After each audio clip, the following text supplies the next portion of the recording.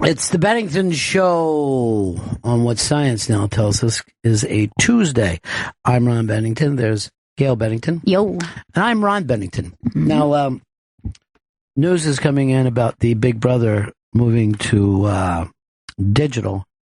And my source, which I really don't believe, says it's going to stay digital from now on, never come back to CBS. That's weird. What? Chances of that, though. Because I'm not seeing that in the press report. I mean, this show always wins its time slot, correct, Vito? Yeah, it's like the hottest show in the summer. Hotter than America's Got Tea? Hotter than me. So you don't think anyway it permanently moves digital? No, and I think that would be a huge mistake. They have such a good audience on that Wednesday, Thursday, and Sunday slot. Just to be able to get 1 million people watching anything in the summer is amazing. Yeah. 1 million. 1 million. 1 million people. I don't know. What do you think, Chris? I think they're going to try it. It's not going to go well, and they're going to move it back to TV. Well, the thing is, it's the only thing that CBS gets a lot of subscribers for their digital platform. But I still don't think a digital platform is... You got people watching the digital platform and then going... It's not like the TV takes away anything. You have both. Yeah. You have people who probably do more one than the other. Now, here's the problem for you, though, Vito. 10-week run. 10 weeks, and that's it on digital. No, Look, I'm not doing it. Don't get mad at me. I'm just telling you what I read on Deadline. So how many fucking house guests is that? Like 10? That's it? That's all we get? Just relax. We're going to see how it goes. You've got to trust Ron. Big Brother. He's freaking the fuck out you in knew there. This was going to upset him. Right now, it's just madness. CBS stock is dropping as we speak. That's just a jury show. Okay. Nothing but double evictions the first 4 weeks. Well, we are going to start your podcast. Big Water. Oh, Big Water. Frank Udi, if you're out there, we want you as first guest. He's the heart of a champion. The heart of a champion. The little guy wouldn't give up. Obama, I believe, has just given our country to Singapore. I can't. No. I have the sound turned down, but I believe he's handing them the American flag. God damn it. Why? First Big Water, now this. It's over. See if we can get bigwater.com as our own heart of a champion. He's the heart of a champion. A lot of stuff out there. I don't want to play Find the Cat. It's on there. Oh, I know that you guys like shit like this. I like a nice visual. Can't stand it. This is exciting because normally I bring these in, so I'm not. Here's the problem with me. Yesterday, I couldn't find the seltzer in my own refrigerator. Oh, it's clear. And it was right there, as was pointed out to me. I give up very quickly. I give up now. Jeez, this is a giant picture to find a cat in. Oh, stop screaming. Why? What kind of reaction? Like, that's making anything better. Right. He puts that kind of energy into that. But if I told him there was a death around here, he'd ignore me. I just want to reiterate. What he was screaming about was the size of an image. Yeah. Jesus Christ, that's a huge picture to find a cat in. What did you want? A small cat-sized fucking frame? It's mostly cat. Where's Waldo and all this red and white? Okay, you calm down too. She's losing this fucking show. Seriously, I hate both of you today. You're Why so are you fired yelling? up. You have energy except for your work. And that's the only thing. And Vito, if you're going to do a yelling bit like I just did, please turn away from the mic. Yes, we move away. We don't go deeper into the mic. An engineer's hat just blew up into the room. I'm giving a quick once-over glance. I don't think there's a cat in this fucking picture. Okay, that's it. Take it down. Okay, so it's over. That's the whole fun of this. Well, that's just not big enough. I think it's too small. Yeah. It's just, it's up on the Interrobang today. If you want to be frustrated and then feel stupid and then immediately see nothing but the cat once it's pointed out to you, go ahead. So the cat is society. the cat is society right now. Chris, take your face away from so close to the computer monitor. Gotta find this cat. Why did you think being closer? Do you need glasses? I think the eyes are going. I'm on the wrong side of 30. I'll say this. The liver's already gone. The spleen is... It makes sense. Kidneys hurt a lot. The lungs, except for anyone who goes... it was part of, not Gail's photo, but the one that the Interrobang did. There is a picture of Chris. Stop looking for your picture like you're so pretty. That he looks so healthy and young. He does. I don't think his eyes have ever looked clearer. His skin doesn't have the film it always has. Yeah, less grease. Clear eyes. So I guess if you were an Indian, your name would have been Less Grease, Clear Eyes. I'll take it. Take anything. Pretty much. Plus, you seem to be old Chris around here. There's been a new Chris hanging around. It just seems to be 2.0. You know? I'm old man Chris. Old man Chris, his pants are pissy, his ass is smelly, and too much belly, but old man Chrissy, he just keeps mumbling along. All right, hold on. We got a spy report here from our buddy Lewis in Manhattan. What's up, buddy? Hey, what's up, guys? I watched the Big Brother feeds, but I didn't exactly see this, but I hang out in the chat rooms there. Smart. And I think the report that's going around is that Corey was finger blasting Nicole a couple of nights ago in the bed. I wanted to ask Chris if he saw that, because I know he watches the feeds like 24/7. There is very heavy suspicion that there was finger blasting going and a reciprocal hand job as well. Whether anyone got a FB or an HJ, I feel is like their business. Because the next day on the feeds, you saw like Corey saying Nicole, like, "What? You didn't think I liked it? I liked it." Like it was like, they were being very vague, but it was so everyone assumed. You didn't even like the handy I gave you. I gave Corey a handy, and he just wasn't very nice about it. I had 3 rules coming into Big Brother house, and one of them was not giving hand jobs. I hope that if Corey ever wins, that part of his HOH package is various creams and oils. Speaking of that, our old buddy Eastside Dave supposedly gave a hand job to a well-known caller for years. Is this a true story? I saw a video. Yeah, that it went down. And who was the person? Bobo. He gave Bobo a hand job on his show. Yeah. Chris showed me the video. What? The HR! No, HR! No! He's like, what do you think about this? I mean, just like, what, like you into this kind of stuff? You into like HJs and stuff? That's between you I don't know, it's kind of weird, but it seems cool. Wouldn't that be wild if I ever did that to you? Oh, no. All right, Louis, thanks for the sleazy news. He just gives hand jobs. He don't give blow jobs. But old man Chrissy. What is he doing, man? I don't know. I never would have expected that to happen on camera. Not? On camera, he says. I never would have expected. Yeah, I think that's why everyone's talking about it. Chris How Stanley, unexpected it is. Chris Stanley, when reached for comments, said, I never would have expected this to happen on camera. So he never did it to you? No.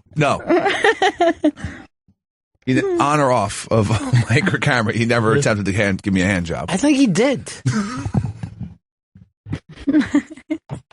Here's what the sad things that's happened for gay rights. Now nothing is gay. You know what I mean? There's nothing. There's like, and years ago people would have said, "Oh, those 2 guys are gay."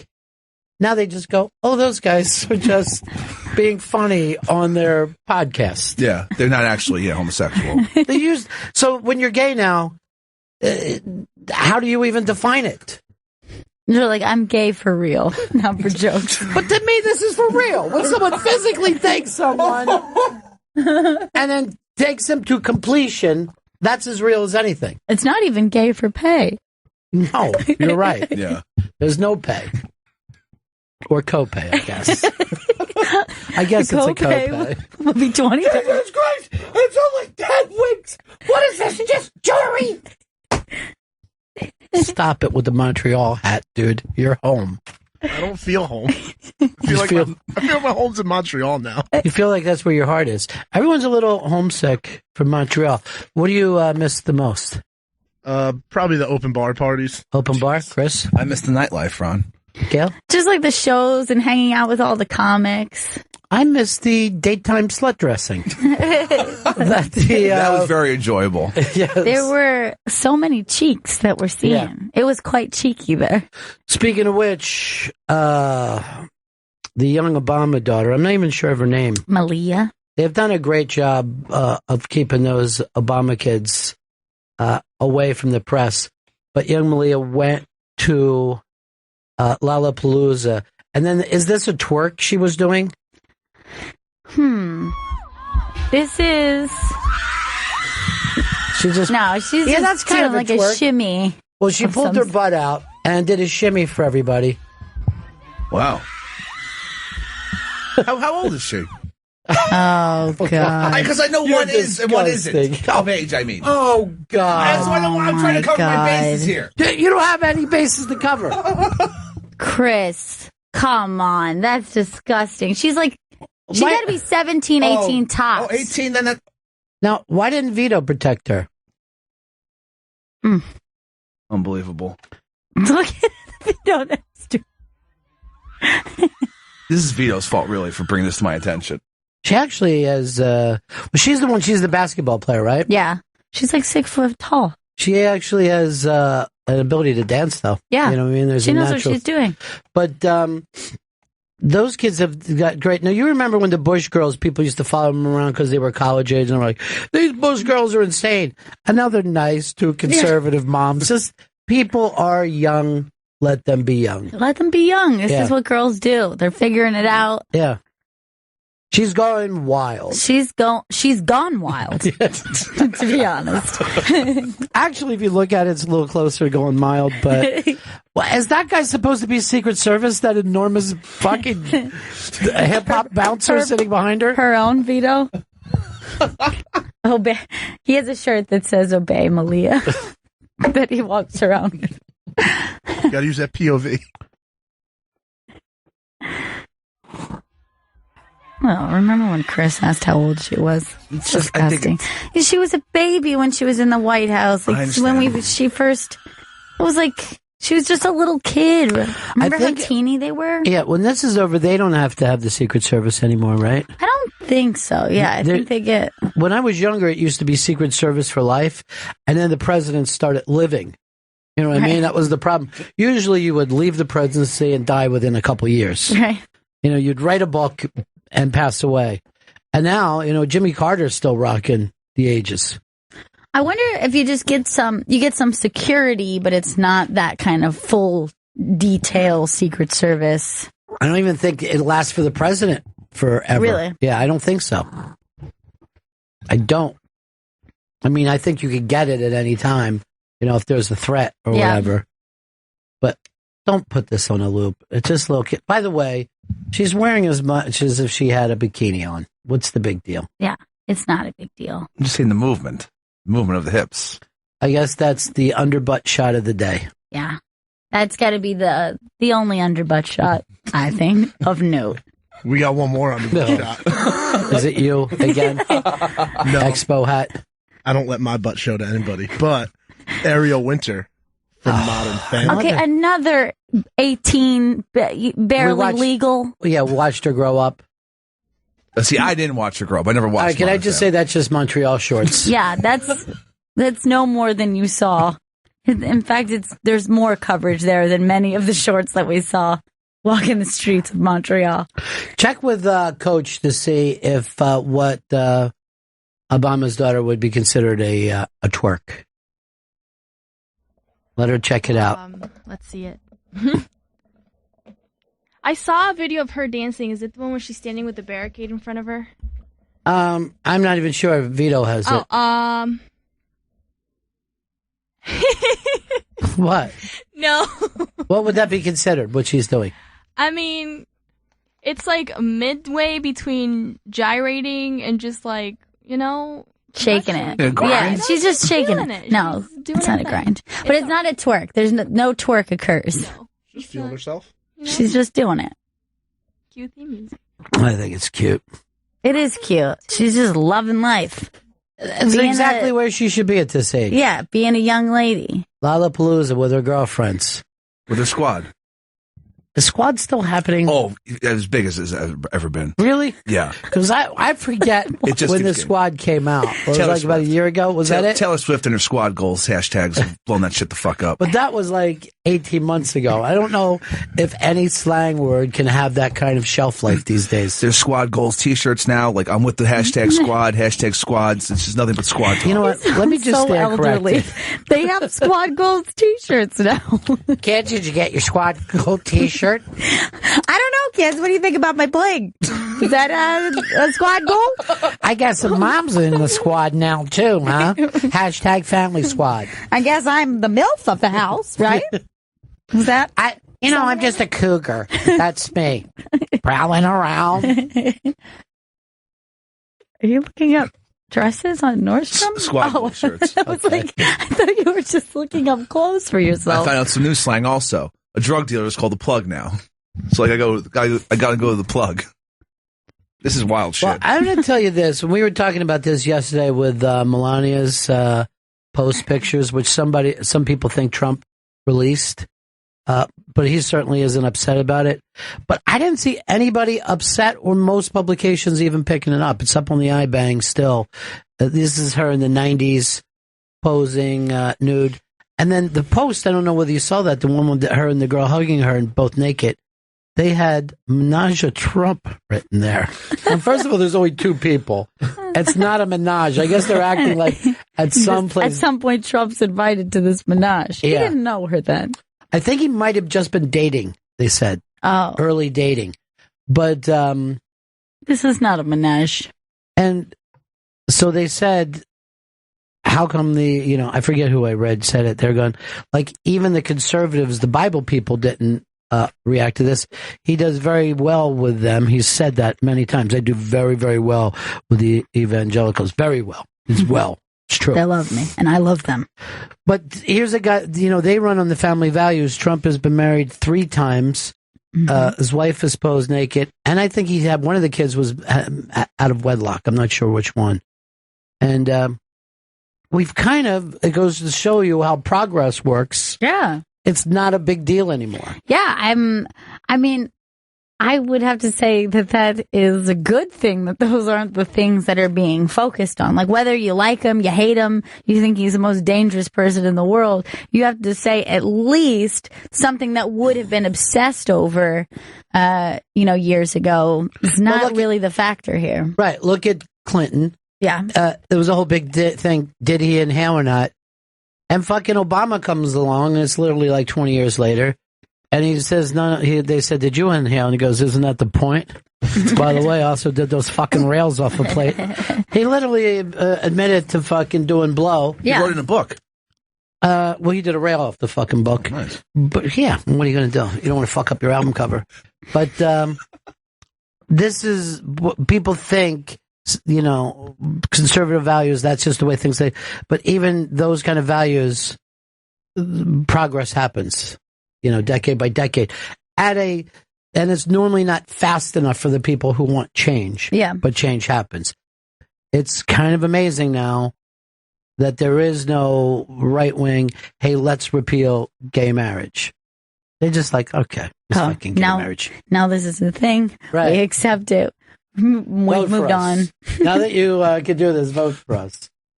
Sean knows a little bit about the Secret Service. Sean. Hey, Ronnie B. Yeah. During his second term, Obama reinstated the Lifetime Secret Service Act. Oh, is that right? Yes. So that is just for the president and his wife. It's not for the children, of course. That I'm not sure, and I'm not even sure if it takes effect after he gets out, because, used to be the president could give himself a raise, but it had to be the next president. He couldn't give himself a raise afterward. Well, nobody needs that anymore because you give a speech and make the same amount of money that you make in a year for president. So why get the bad press for getting an extra 50 G's a year when all you got to do is go out, talk to Wall Street one night, take home a cool meal? But yeah, I would imagine that President Bush, because of this terrorist situation, needs to be looked after, needs security for the rest of his life, and Obama the same way. Yeah. It isn't like World War II ended and, everybody went back to the new start. This thing is going to go on, as long as we have nuts. Nuts. Oh, nuts. All right, thanks, man. All right, I have, this thing is not even working, Chris. I have a friend. There it goes. I have a friend, and I've mentioned him on the air before, so I won't, but whose brother has been in the Secret Service forever. Really? Mm-hmm. Still currently? Yes. I'll write the name down, and then you will understand why I don't say who it is. Okay. But it's got to be a stressful and amazing job to have. I can't imagine. Yeah, I mean, it's like one of those jobs where it's the stories that you must know that you can never tell, or like the experiences, things you've seen, just like the inner workings. I think they do write books now, though. They do? Yeah. Yeah, one of the Hillary Secret Service guys is writing a book, or is it coming? Here it came out. But that seems like cheating. But I guess for whatever reason, he didn't sign the non-disclosure. But then when you're not looking out for the president, you're looking around for fake hundreds, which is really crazy. Now, when you're on the campaign trail, they all get Secret Service, right? Or no? At a certain point. After a certain, yeah. Yeah, after, it used to be once you got the nomination, you got it. But Trump and Bernie, because of the size of the crowds and stuff, they got it way earlier. And again, we live in terrorist times. When do you get to pick your nickname, your code name? Do you pick it or do they pick it for you? I always assumed that you picked it. Because it would just be mean. Because what if you just get stuck with some nickname you hate for 8 years? That's what a nickname does, though. No one should ever pick out their own nickname. You can't be like, hey, dudes, I want you guys to start calling me Ace. I think it fucking fits me. Yeah, they all got their nicknames assigned to them already by the Secret Service. Hillary and Donald and their... No, does Hillary use her old nickname that she was when she was... No. That was Cunny. So she definitely doesn't want that. She doesn't want that. Yeah. Hillary's is Evergreen. Evergreen. Ageless and ever. Okay. And Bill gets Eagle. Yeah. Hey, Steve, what's up? Hey, Ronnie. Yeah, they got Secret Service for life. I'm up here in New Hampshire and do a lot of flights up the coast, and there's a restricted airspace around the compound, the Bush compound. And when he goes out fishing, he doesn't fish much anymore, but there's Secret Service boats that keep everyone away from wherever he's going fishing. So, Secret Service for life. His house is actually on a rock right at the ocean, right? Yes, it is. Yep. So I don't know. It's right on. You got to have Coast Guard or something patrolling that water. No, it's Secret Service guys. They're all because I did a wedding within 2 miles of the compound and had to file a flight plan in order to get in there. And I went actually up to the Secret Service guy and said, I'm going to be in a little white helicopter. Don't shoot me down. It was years ago. We were up in Maine and we took a drive over. Thought it was closer, but we ended up driving a long way just to see the Kennebunkport place. But that is a harsh environment that they live in, man. It's rocks, seals and shit, Shit. Yeah, there's not water that you would even want to put your toe into. Yeah, waves crashing, and just crashing cold. waves right near the house. Put up just Kennebunkport bush, and you could see that these folks, and I remember it was July or August, and it was cold as hell that day. Look at that. That's a really that's really right there on the Maine coast. It's beautiful. Yeah. But it's not an easy place, you know? Yeah. Those rocks are like kind of unwelcoming looking. It's not like having a beach house where you're like walking down by the sand or something. It's right. Kind of... And so, like, if the grandkids are over, you're just screaming, "Do not go near the water," because it looks like waves could come in and suck you right out again. Beautiful, though. Beautiful. So yeah, I think. Look, I mean, that's just right on that point there. I think it's always great that he flies an American flag. Like, this is still very official. Just so you know. He's been an ex-president for a long time now, you know? Yeah. And like I said, I think when Nixon was president, there wasn't a single ex-president at that time. Nobody. No living ex-president. No living ex-presidents. Oh, that's weird. So no one gave it a lot of thought. But after that, Gerald Ford made it a long time. Jimmy Carter is still around. Reagan lived to be pretty old, but he came in old, and then, you know, he passed away. But I know he had it right up to the end. One of the things that I read once about Reagan, you know, that he was sick with Alzheimer's later in life, that they said that the Secret Service would always throw some leaves in the pool because he liked to go out and skim the leaves out. He always liked to have like a little chore to do. Really? He was always that way, even when he was healthy, though.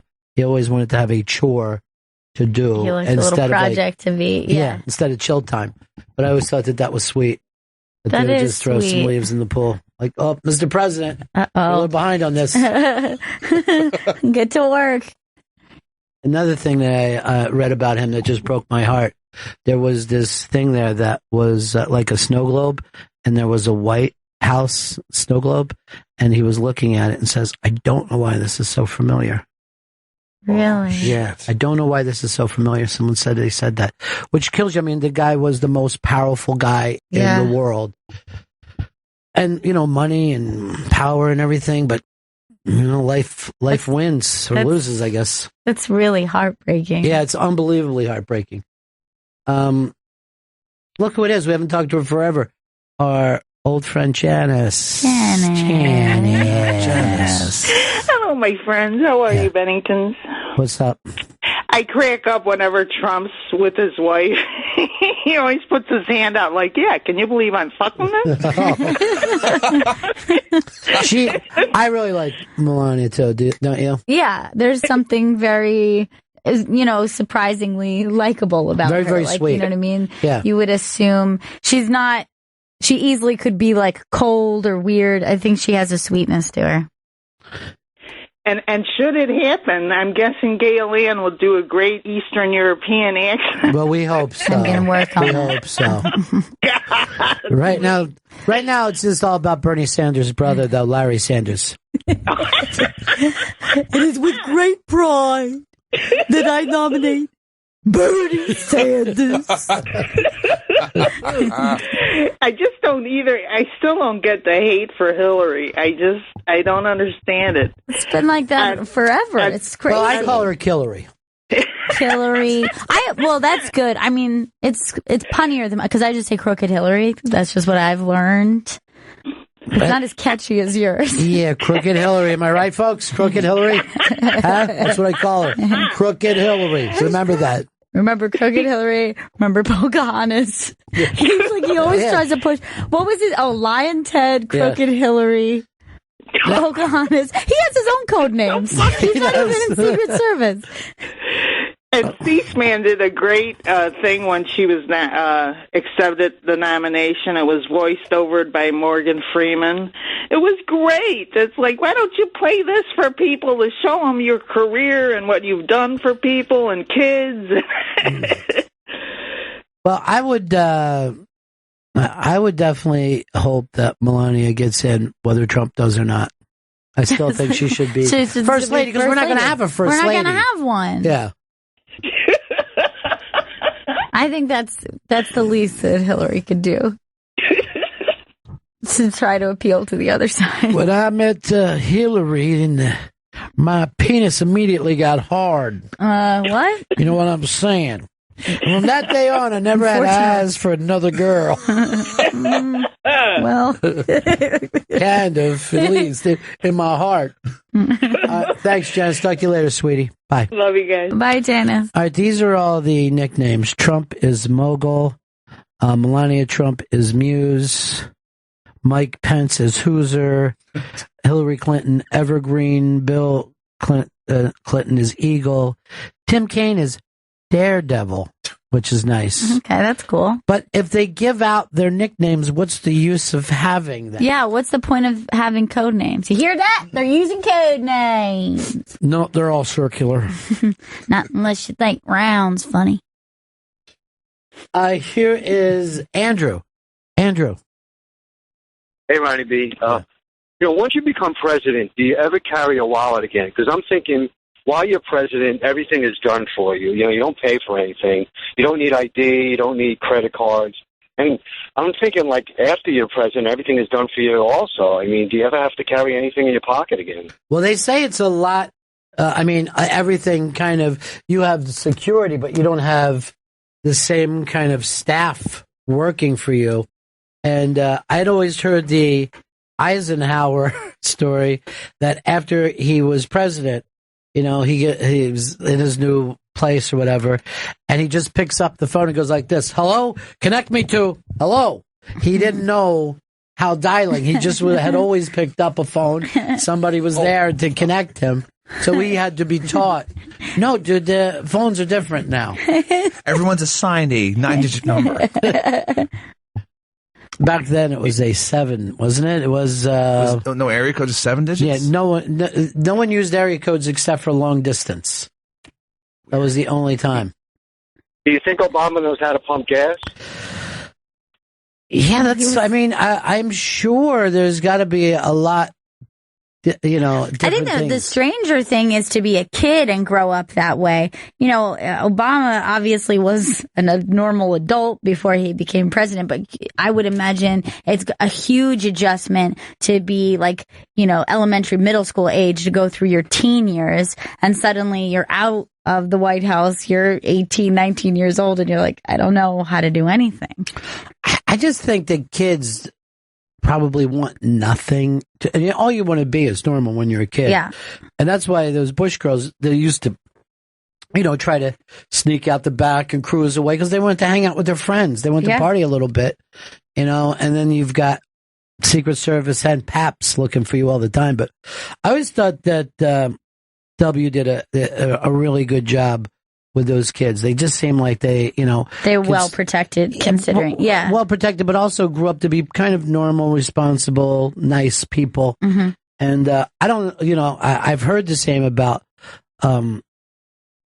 Obama's kids, but haven't even seen them that much. No, I remember when Clinton was in, Chelsea her picture was everywhere, and people were mocking her when she went through even late night fucking talk show hosts and shit. I remember that. Just like Chelsea is ugly jokes were everywhere. Instead of just saying Chelsea's 13. Yeah. Hey, Dana. Dana, what's up? Hey, Ron, first time caller. I love you guys. Hey, man, thanks. Hey, we're talking in the early 80s. I used to deliver oil in that area in the Bush compound.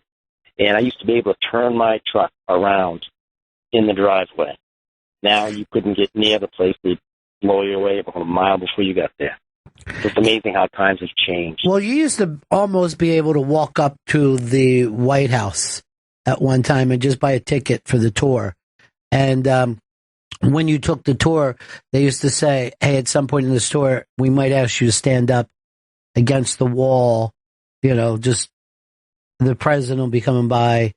Don't bother him, but he might stop and talk and joke with you. He does that kind of stuff.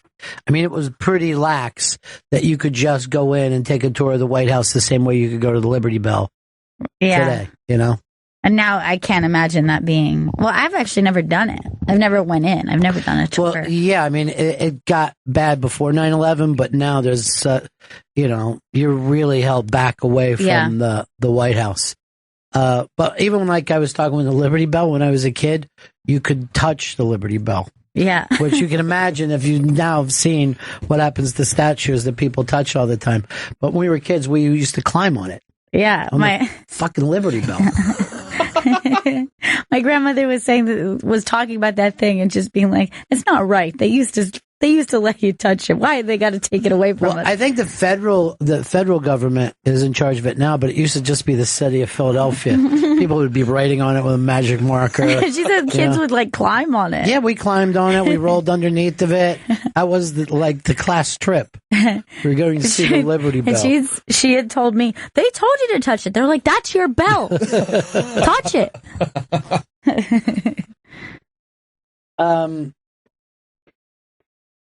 Let's go over here to Rob. What's up, buddy? Ronnie B. Yeah. When Nixon resigned back in the day, the mid '70s, was the president afforded Secret Service protection way back when? Because I live out in the West Hampton area, and it turned out that after he resigned, he pretty much moved and lived out here, and you saw no hide or hair that there was any government protection, no Secret Service, but he was out and about in this area because his daughter lived out in West Hampton. Well, I'm not exactly sure this. I know when Truman left the White House, first of all, Truman was broke because he had been just working, for the government his whole life. And then after he became president, he basically didn't have any money, and it wasn't like a big speaking tours and stuff. And he wrote a book where he just traveled around the country, and he would be like staying at Motel 6s and shit like that. Motel 6. Truman. Yeah. That's so weird. Yeah, it's crazy, right? Like he didn't know what to do with himself. He was literally out of a job for the first time in his life, out of small government pension.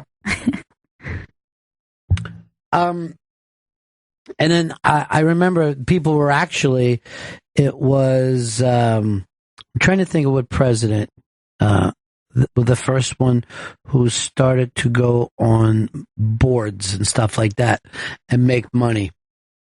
Who was after Nixon? Ford? Yes, Gerald Ford. You're right. It was Gerald Ford. And people were saying, well, this is embarrassing. He's just selling his name to these corporations so they could say on the board of directors that they have Gerald Ford and he'd get money. He was on like 10 boards, and there would suddenly like he's making a mockery out of everything. And I mean, you look down, couldn't have been more dignified. You know what I mean? Just a guy, going around with good companies. He wasn't trying to get guns for Nicaragua or something. The ex-president is the strangest thing in the world to leave. They always say there's a kind of depression, kind of like what happened when Vito came back from Montreal. Yeah, but I would imagine any high power job would feel that way. But with being the president, just feeling so connected and immediate and needed at every moment. Well, you imagine when a news thing comes up and you're like, maybe they'll, give me a call and check to see what I would do. And when that call doesn't come, it must have been horrifying. But to me, the most interesting ex-president of all time is W. The fact that he just took himself out of everything. He paints. He lives a quiet life. They would ask him, what do you think, if they caught him somewhere about Obama, retreading, and he'd be like, hey, this is his time. Right. I mean, it's interesting. It may even put pressure on other ex-presidents to not comment on stuff, Right. To say, that what he did was appropriate because you don't want to meddle in what. Well, I mean, let's say this. If Obama hands it over to Hillary, it'll be a lot easier for him not to meddle with a Democrat than if he hands it over to Trump. You know, I mean, just no matter which way it went, you would think that Bush handing it over to a Democrat would have plenty of reasons to go, the fuck is that guy doing? Right. So it seems like they tend to show up for things that everybody can get behind. Like when they're vocal, it'll be something that the ex-presidents are like, me and Bill Clinton got together and we want to, support this one cause, or we want to show our support for this one thing. But to say something that is pretty divided or controversial to the other side would just be like overstepping the bounds. But that's only now. I mean, this is very, very new. Because, everyone has a right to an opinion, you know what I mean? But Bush just took the idea of, it's a very difficult job, and I wish him the best with it. It's really mind-blowing. I mean, I am totally fascinated with him just dropping off into being literally a daily artist. Yeah, he's a painter now. He's a painter. He's just keeps his own way. He's as retired as what we think of as retirement. Yeah. And most people don't completely retire these days. Somebody always keeps their hand in something. When we were looking at that video of him dancing at that funeral, I guess it was of the Dallas cops, and I was like, he just looks like someone's like nice old grandpa. It's really strange. And he's just looked so like old but childlike. It was very strange. And then thinking of him like just sitting around painting and not, just living the way he wants to. It was very strange to see him like that. And you think that's the most powerful person? Yeah. At the time that he was there, he was the most powerful person in the world. Loved by people who, loved him, despised by the other side, completely villainized. And there he was just kind of like swaying back and forth, smiling like a little kid. It was a weird way to see him. Look what is Sidetrack Johnny. Johnny. Bennington. Welcome back to the United States. You know what? It's great to be back to the lower 58, but, When do we add extra states? Huh? You said the lower 58s. I didn't know we had 58 of them. Did I say 58? Thank you for correcting me, Johnny. My guys won't. I know. I was so afraid. God damn it, don't you ever correct me in public. Sorry. I knew I should have. Sorry. If I was there, I would not. But so it's funny. I just was in a meeting and we ended up talking about an odd thing. Ex-presidents are not allowed to drive. And then I just looked it up, and you cannot, once you become a president, you lose your rights to drive because you just can't go out and tool around. And there's been a bunch of ex-presidents who have said, like, one of the worst things about being president is that you're not allowed to drive anymore. So he said, like, the guy said, you couldn't have your wallet. Do you need your wallet? No, you don't need your car keys either. Wow. Isn't that weird? Like, yeah, but I need my house keys, right? No, we have security. Leave the house open. We got you.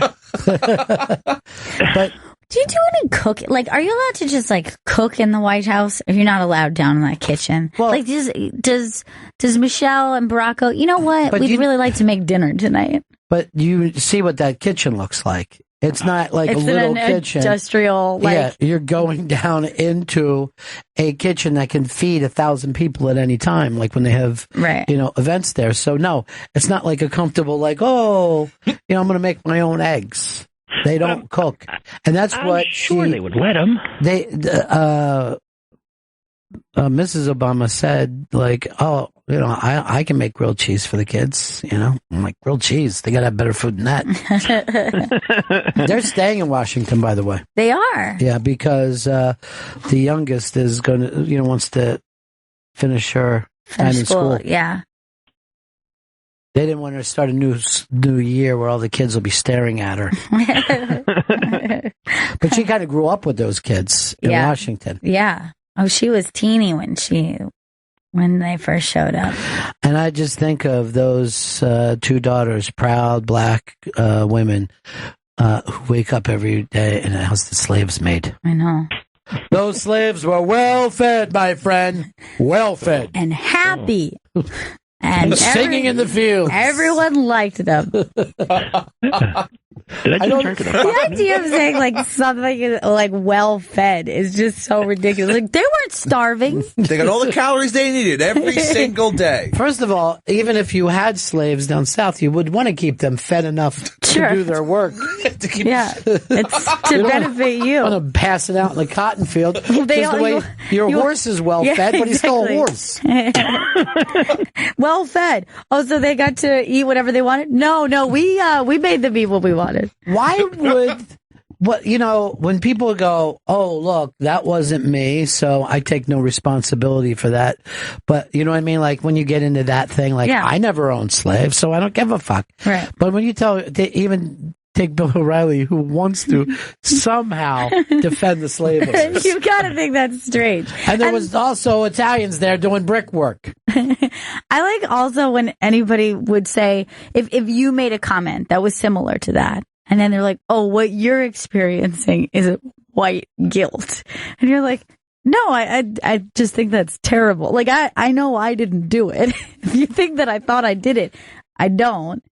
I think we should maybe just feel responsibility as like the history of our country or. So you think of it more as citizen guilt? Yeah, I think I don't feel guilty to be. I don't think it's just like, oh, chalk it up to just like you hate yourself because you're white or something. It's like I think we should all have empathy and think about that and reflect on that. Right. It's not something that it's like involves insecurity. Yeah.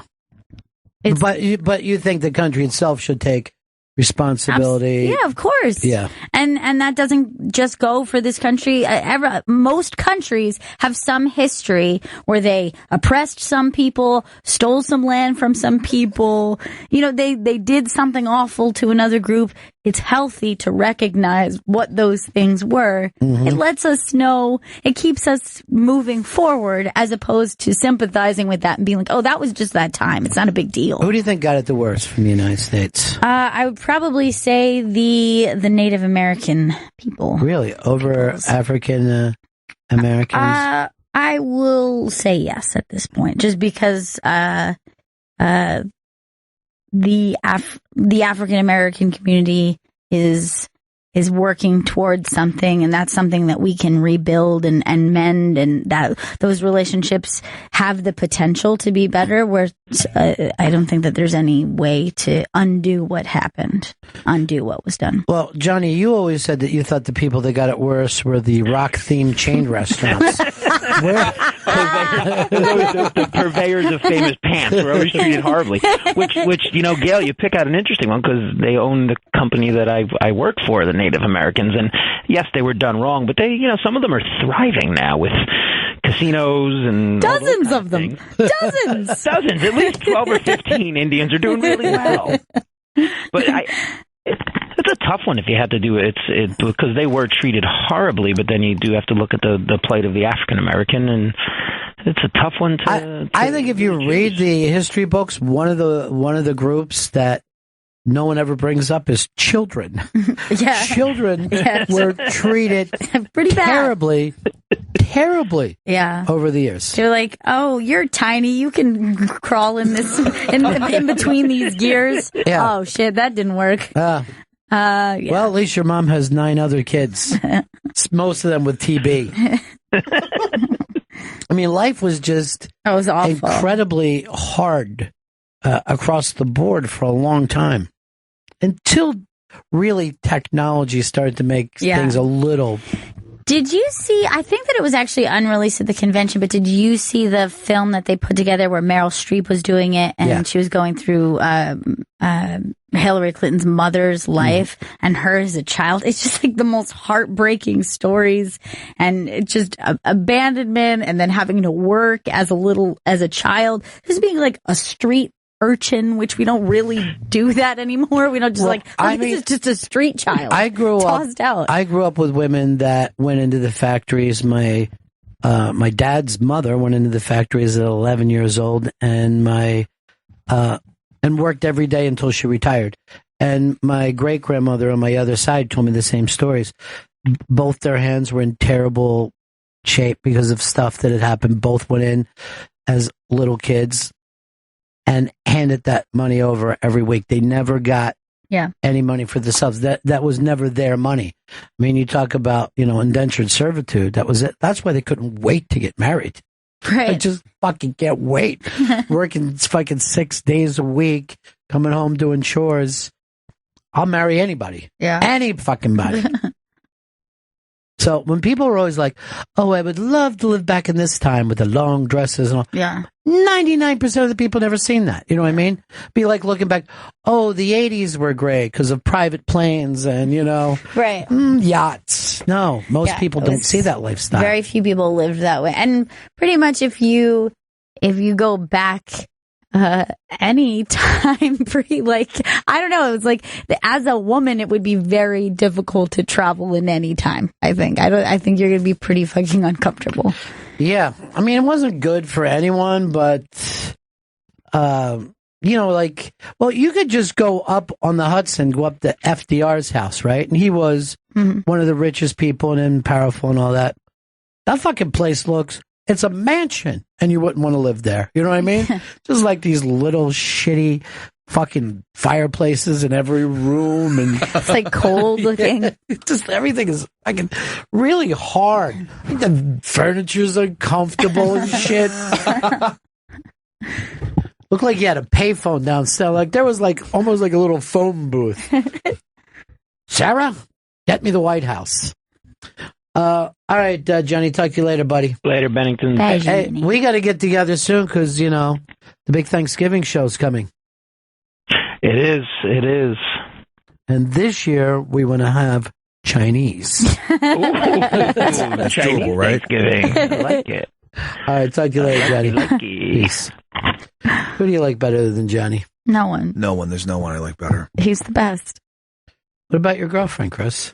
I love her. I really like Johnny. So then that makes it sound like you love her more. Will she come to the Thanksgiving show this year? I'll see. I'll run it by her, see her schedule. What her schedule's like. I'd love to meet her. Maybe Thanksgiving. It's been a while now that I've known you. The last time that I saw her, X came in. Yeah, John Doe next scene. That was awesome. And then she was only in one other time before that. Quentin. No. Did not come in for Quentin. It was some strange little punk band. Vaselines. Oh. The Vaselines. Oh, yeah. That's right. They're great. They're awesome. So I guess we don't get hip enough guests these days. Is that what it is? She hasn't liked one guest? She's very busy. This work was lighter back then. It seems like if you're a tutor, then you have time off during the school day. Oh, yeah. Plenty of kids just want to, they'll play hooky just to get tutored. Well, I know this. Girls, they just want to have fun. Will you guys go see this movie? It's going to be Splash, everybody's favorite movie of the 80s. Oh, yeah. But it's going to be a merman instead of a mermaid. Merman! I'm a merman! I don't know if this works because we don't have the same mythology about a merman as we do a mermaid. We have less mythology about it. Is there much? And they've been less sexualized until now. Well, I mean, certainly mermaid has always been kind of sexualized or romanticized, like the beautiful woman with a fishtail. It's really strange. But now it's going to be hunky dude. And what's going on with that fish penis? Let's see what's going on. I think he just swims over you and drops sperm down on your eggs. This is a lot less fun. It's not so stimulating for me. Who's playing the merman? Channing Tatum. Every role this guy gets, right? Every kind of remake or reboot is him. And who's the chick who's playing the Tom Hanks? Jillian Bell. I don't know her. You'll know her if you pull up a picture of her. We won't. Well, you'll know her. She's funny chick. You can ring my bell. What's she done? Workaholics. The Workaholics girl. Yeah, I don't know her. Even looking at her. She's very funny. Well, she better be to make this thing work. She's gonna have to carry this. She's gonna have to carry this merman on her back. I didn't even think because Splash. he can't walk. I didn't think Splash was even one of those movies that people were nostalgic about. I didn't think it was. Like, they're nostalgic for 95% of 80s movies. Yeah, they are. But Splash is not one of them. I don't think anyone's favorite movie is Splash. I've never even seen Splash. Oh, no, I've never. No, you're gonna love it. I'm just gonna watch the remake. Actually, now I want to. You know, you're gonna love it for the non-consistent walking patterns of New York. You know what I mean? That they're all the way down in the Battery, then they're on the Upper West Side, then they're on Madison Avenue. Because that's where her name came from. Right. She's like, someone has to make up, either he has to make up a name for her, she has to make a name for herself. Madison. Because she looks up and sees the sun. It says Madison Avenue. Madison. Luckily, she didn't have to go, my name is 65th Street. There's a lot of butt shots. Oh, I like that. There's a lot of butt. One, right? No, 2 or 3. Really? Yeah. And she's got very beautiful, long, crimped hair. That's what I remember as a kid, is just obsessing over her, like, super long, crimped hair. Well, you know, I have talked to so many women that tell the same story, that when they were little girls in the pool, they would tie their legs together and do like a mermaid swim. Little girls love mermaids. I always did mermaid swim. It was very fun to do. You didn't tie off, though. No. You were not permitted to tie your feet together. No, I did not tie, but I was able to just do it with my own strength. Yeah, I don't think little boys think about being a merman. I mean... No, you want your legs. And your penis. Yeah. Yeah, you're right about that, Chris. We want our legs and penis. This would be a very strange... Well, I don't know. I think people would probably, if they went back and... like, I think if Chris went and watched it, he would get it. He might not like it, but it is a rom-com. Yeah. And John Candy is funny, and, you know, Hanks wasn't even all that funny in it. He was kind of the straight man. He's like straight man falling in love with a girl, unobtainable fish girl. Hopefully he'll fall overboard. That was the backstory of that yeah, he fell over. She saves him. Went down in the Bahamas or something. Yeah, then... when he's a little boy. And then she sees him later or something? Yeah, I don't know how that part came out. She found his wallet or something and figured out where he lived. Was she a little girl mer woman? Mer girl. Yeah, she was a mer girl and then turned into a mer woman. Yeah. And then I remember like the scene, like he's on the beach and he's disheveled again. Did he drown again? Yes, he fell in again. Twice. Yeah, he's always falling in his fucking And then maybe he was looking for her. And then she's walking towards, I don't know why I can't remember why sometimes she has the tail and sometimes she doesn't. Odin, I believe. Okay. Odin must have helped her, somebody like that. Neptune, perhaps. Whether you now are you're finding this unbelievable, Chris. Greek gods now are coming into this. That a mermaid alone isn't enough to throw you off? There was a documentary, I believe, on Discovery, that tried to say that there mermaids existed, and there was footage of it. And I watched it. I saw that too. And they showed something swimming around and looking up with his eyes. Yeah. And it was English people. Didn't have sharp teeth, too. Yeah, it was like a scary, like, mer person. But Gail, you always believe that there's weird stuff in the deep ocean. Yeah, so that maybe that's what it is. It wouldn't be hard for them to, stay away. It's just a fish with arms, really. It's not that big of a deal. It's pretty likely. I would remake this, but still using the girl, but make her a lobster. Sexy. Lobster claws. Just taking a claw out. She's snapping. Look, everyone's starting to do lobster. Everybody starts to do their lobster claw. Choo, choo, choo, like a little crab. Choo, choo, choo, like a little crab. This would be fun.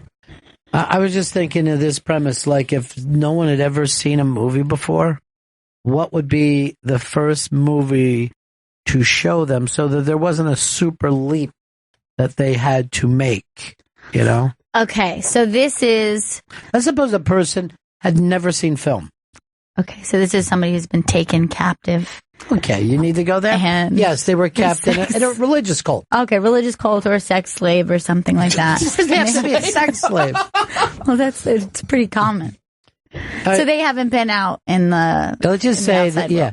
Let's say it was a boy kept in a non-sexual cult. Okay. He's in his 20s now, and people take him out of the cult, and nothing had happened to him sexually. Okay, good. And he's okay, right? Yeah, he's really good. He's not sad. He's no, okay. He's very happy. No one hurt him. Nobody hurt him. Okay. He just didn't get to watch TV. Okay, so this will be the first thing that you're introducing to him. You're saying, I want to introduce you to movies. Okay. What movie do you give him first? I think the first movie that you ever show someone is The Wizard of Oz.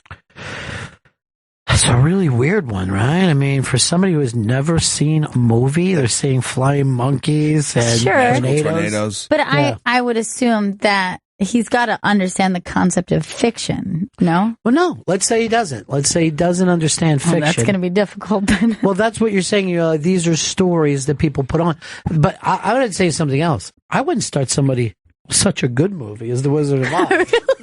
Because they're really going to be disappointed in most film after that. You're just going to start this is Must Love Dogs. It's okay. Yeah.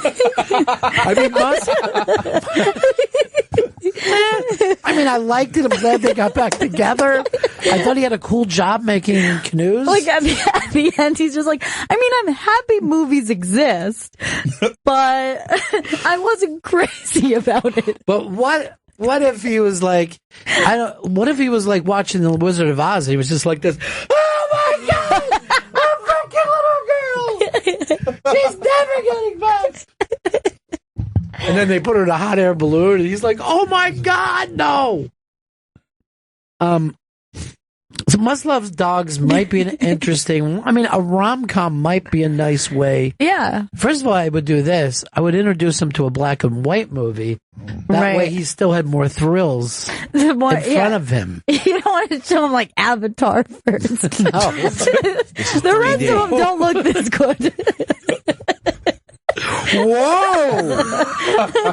First of all, I hope we find this fucking kid because I love this job. I can't wait. But you also wouldn't want to start him with Goodfellas or something because no, nothing. I wouldn't say anything violent. I wouldn't say anything horror. What about sci-fi? What if you started him with Close Encounters of the Third Kind? All right, so this kid grew up in a cult, right? Oh, Jesus Christ. I'd show him like Funny Farm or something he can relate to. Like it's on a farm. Wait, why is Funny Farm something so... They were like in New Hampshire or Vermont or something, right? I'm assuming this kid, the cult's like in the wooded areas. I would show him something that's like relatable to his current situation. You're getting so literal right now. There's nothing relatable about that. Great outdoors. You think trees is the only thing that people in cults can understand? Let's show a Blair Witch Project. It's so weird. It's such a strange idea. Chris, I'm going to say one thing to you. Yeah. Find the fucking cat, dude. Find the cat. I've been looking for it, and I can't find this goddamn cat. Leave it up there so I can just glance at it now and again. Okay. Put it up. Because I only had it. I only had it 30 seconds to look at it. It's up on the iBank too. I feel like I'm going to be good at it. You want to find the cat with us? Hey, Mark in Omaha.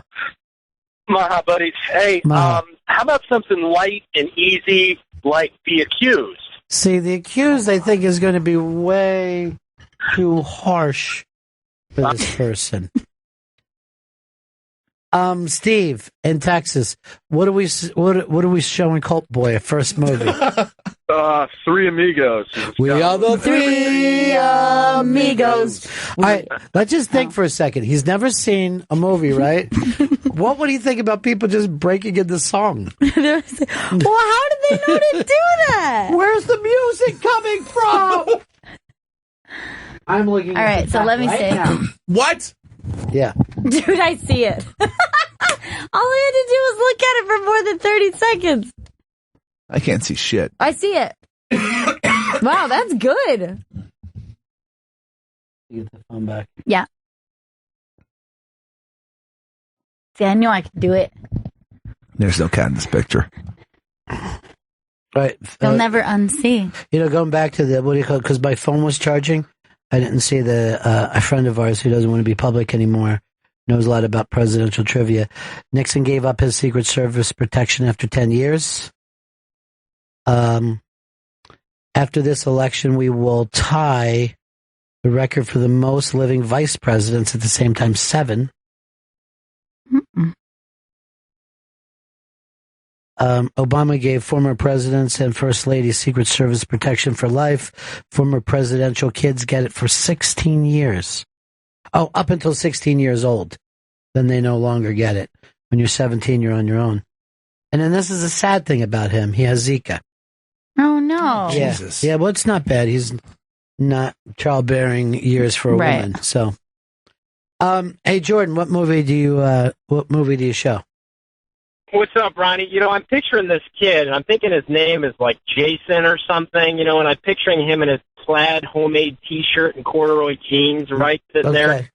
And you're talking a black and white film, and you're thinking, I think we introduced him to a comedy, so I'm picturing him sitting, looking at an old CRT TV with some rabbit ears on it, right, and you show him Young Frankenstein. How crazy would that be? Well, here's the struggle with Young Frankenstein. How is the kid supposed to understand parody when he's never seen the original stuff? Yeah, I hey, think look at this. All of our cable is out. That's the cool part about it, though, Ron, because you're showing him this movie, and he's thinking, "Oh my God, there's this thing that's alive out there, but it's also kind of funny, and there's this goofy guy with a weird eye and a hump, and he's gonna, just think of that image, right? I mean, that's fun right there." Yeah, I don't know whether he's going to get it. Here's John in Oklahoma City. Hey, Bennington, I think you need to show this kid something he can relate to, like Love Actually. You know what I mean? It's just a movie about how people feel about other people, and I think that's something he could actually understand and grasp. You know what I mean? So many plot lines, though. Characters. Yeah. It might be a little That's a good overwhelming. point. That's a very good point. Because they run off in like 18, they follow a dozen characters that interact. He might be going, I don't understand what's fucking happening here. Who? And they all talk so funny. Hey, Todd in Detroit.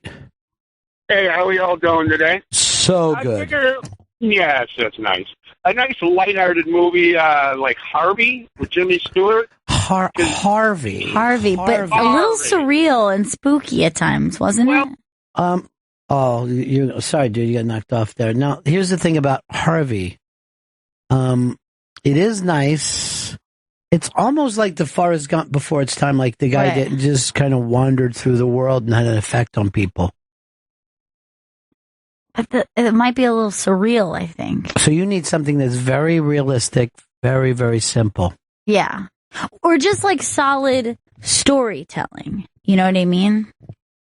Something that is just like, it's not going to overwhelm him. Well, give me the idea of a solid story. Give me. Okay, so I was thinking now, like, To Kill a Mockingbird. Something where it's like couple strong characters. Something happens. There's an overcoming of. Here's my problem. I think it's too good. Too good. Yeah, I mean that's got to be one of the top 10 movies of all time, easily. Right. So you don't want to start. No, I mean every movie he sees after is going to blow. I really think. I mean, it's like you take somebody out to eat sushi, right? Mm-hmm. Give them a fucking California roll. Right. And you're like, this is good. And you're like, is it? Wait for it. Right. Because right now, could you eat a California roll without being like, this is disgusting? No, still. It's very dull to me. Remember when you were excited to have a California roll? I found it to be delicious. And it was like, took me a while to realize that they weren't the most delicious. You don't want to go to Sushi Seki, I don't think, your first time out. No. Too fast. The Sushi Seki of storytelling. Well, Vito likes stupid movies. Vito is a simple man, and he has a simple taste. That's why he didn't fail out of film school, but he was an outsider there. Vito, what's the movie? Well, I would actually want to show this dude Citizen Kane first, because I don't get to appreciate it all because I've seen so much other stuff that I'd be like, you know what, man, if you see this first, you might actually enjoy it. I don't know if anyone's ever enjoyed Citizen Kane. It's not... you're not following a hero. Yeah, like, even if you're like, this is good, these shots are beautiful, this is very dramatic, I don't know if you're just like, I'm delighted. I mean, honestly, to appreciate Citizen Kane, you probably would have to grow up on the kind of movies that came before Citizen Kane. You know what I mean? Because it's not a great storytelling movie, but it's from a cinematography point of view, angles.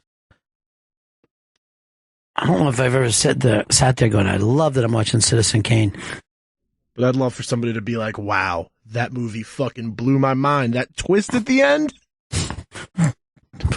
Let's show him The Sixth Sense first. This guy's just literally pissing his pants as he's watching. He's just pissing all down his own leg. Steve, Alabama. Steve. Hey, guys. Yeah, I think, first off, it's got to be a great movie. First movie he's ever watched. You need to make it a good one. Second off, I'm with Gail. Keep it simple. And then third, something inspirational. So, therefore, it will be Rocky.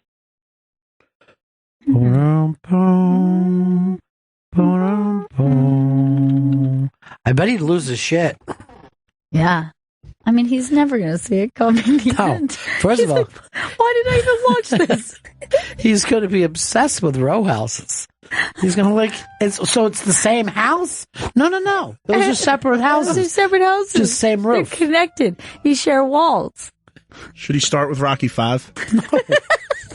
Vito, stop trying to ruin this. This, by the way, I set this up like it was a premise. No. I know this kid, and this is an actual thing I'm trying to do for We're him. really trying to put it together. And you know what? I saved you guys from this, but he was sexually abused. Oh, no, I asked you if he was.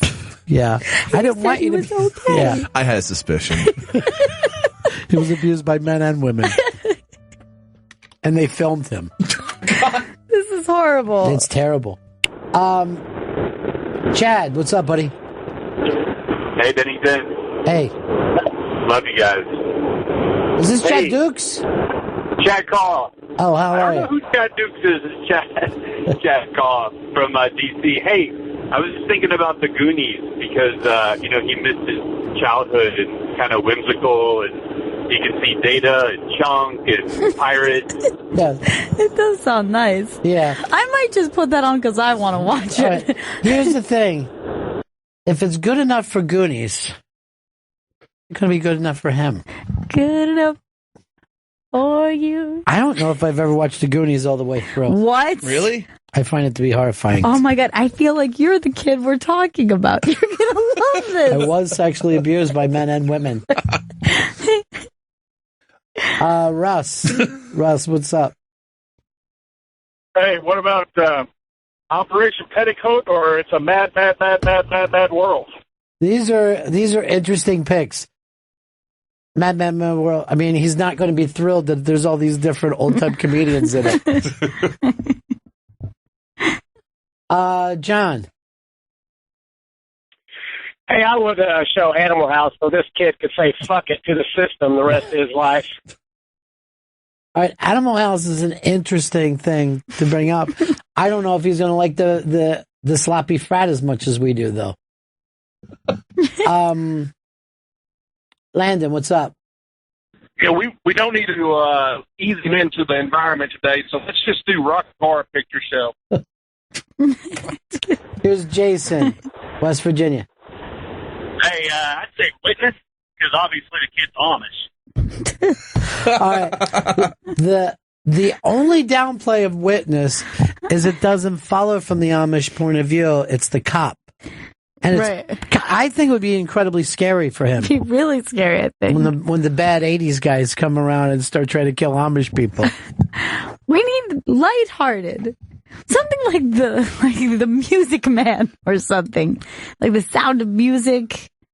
That's not lighthearted. Well, There's Nazis. Yeah, I turned it off before that part. Oh, okay. You're going to watch half of a movie. It's probably going to be enough for you anyway. You're going to be disoriented and falling down. Well, remember when they said that when they would show the first silent films in a theater and it was a train coming at it, that people dove on the floor? As I say, fucking morons.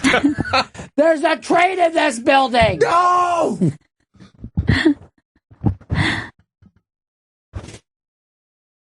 I wish Witness did not have guns in it, you know? Might really help. You think Network's too good to show him for the first time? What? Network? Let's show him Network. The inner workings of corporate television in the 1970s. Levon. Yeah, man. How about Encino Man? He could get acclimated with the caveman and learn how to be a weasel. All right, it's kind of an interesting premise, because of he's a caveman. He's a caveman.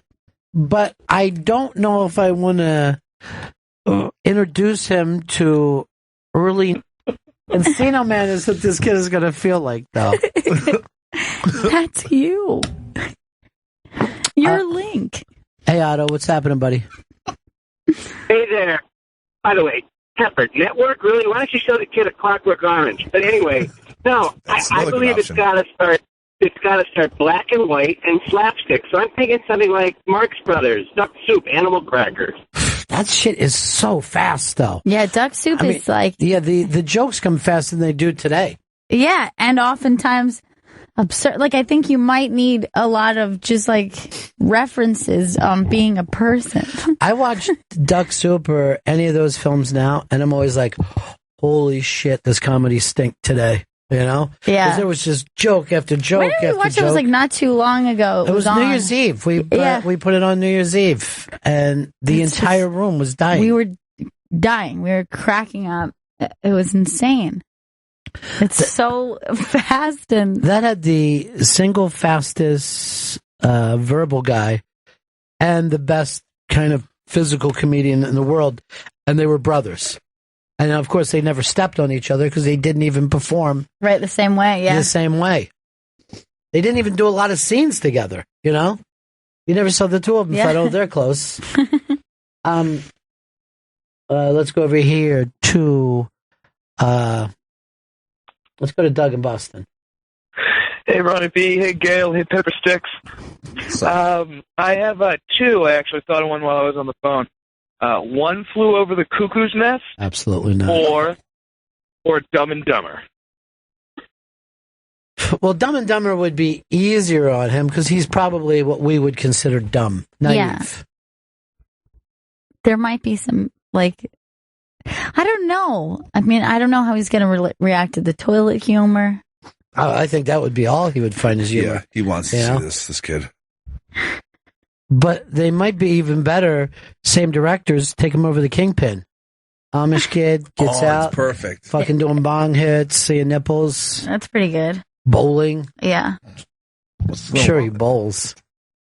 I mean, yeah, he definitely knows what bowling is. Yeah, there has to be one on the compound. See what Coach would put in for him.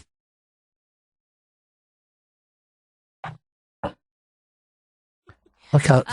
yeah. Jesus, Coach. Yeah, she's... The Three Stooges. Three Stooges. Or anything based on a book, if they read the book. They haven't read books either. Well, how do you know? Besides their cult literature. Well, give us a good book to film for you. Fair enough. No, I don't have one. Fight But Club. maybe, when you're in not Fight Club. We're not showing this fucking kid Fight Club.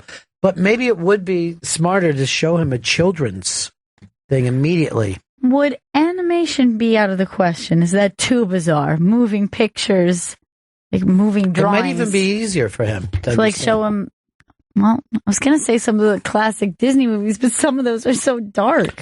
What about Snow White? There's some scary moments in it. There's always fear in every cartoon. There's no cartoon that just, maybe Lone Dinosaur. I don't know at this point, but Toy Story, or maybe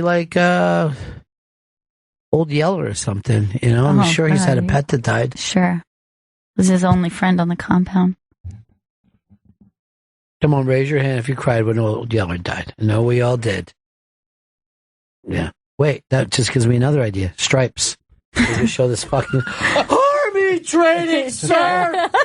If you don't laugh when he says Army training, sir. And I remember thinking, okay, these guys have put together this weird march dance, so now they pass? How's that? What it's like to be in the Army? How's that the number one thing? He yells, "That's the fact, Jack." You're like, these guys are pretty cool. They pass. We got a break here, right? Who we got coming in today? Mr. Dan Perlman. Dan Perlman. Dan Perlman. Why is that name familiar? Oh, God. Oh. Snow Globe. He is a young, old producer of ours. is not capturing the America's hearts with animation. Right back, Bennington Show. Hey, it's the Bennington Show on a Tuesday.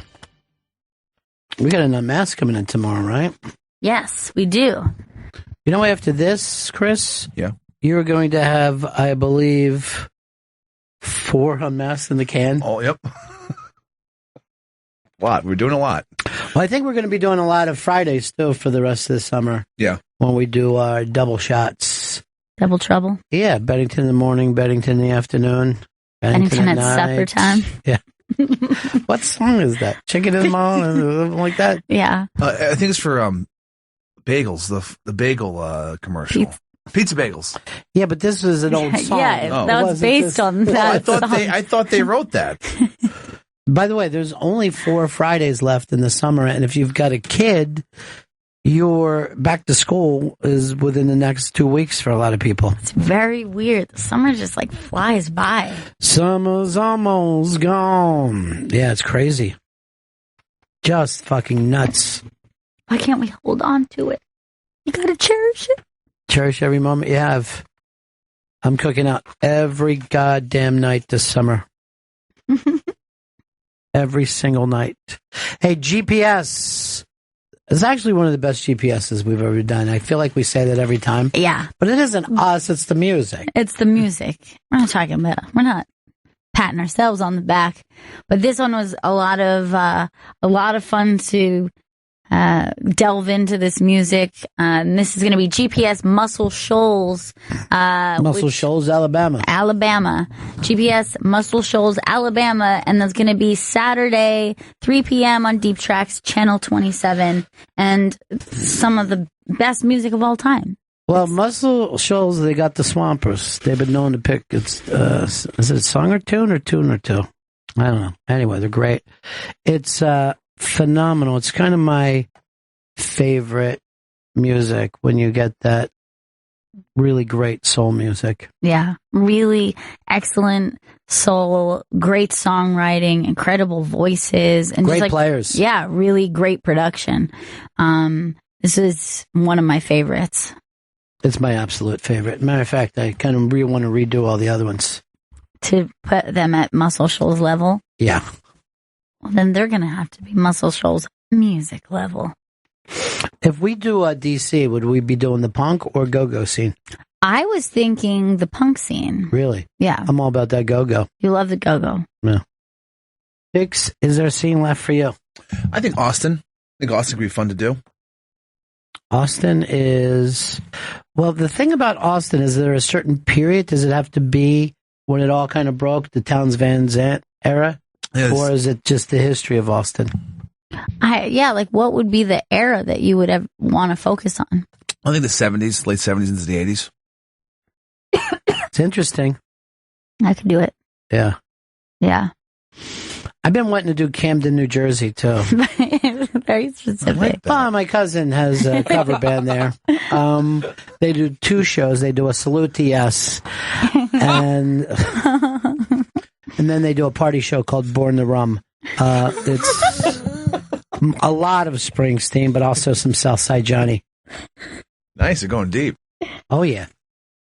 Yeah. I don't know if that's deep. That ain't deep for me, dude. For you, it might be deep. I'm not saying it's not. It's deep for me, That's your deep track. What was this? We did your favorite scene, which was the one that you're a part of here in New York City. Yeah, that one was the great. last one. And I really loved the New York punk scene that we did. I love that one too, man. Yeah.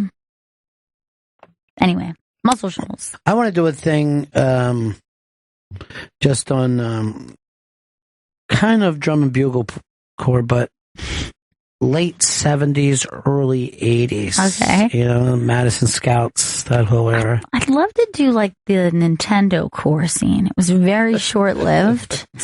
But I think that we could explore something there. I mean, believe me, all the tracks are going to be deep. They're going to be pretty deep tracks. You know, where was that English, that Britpop scene? Would that have been London, or was that... Or it was London, like the early 90s. Well, early to mid 90s. Yeah. Like Blur. Yes, like Blur, we know. Oasis, yes. Oasis and others.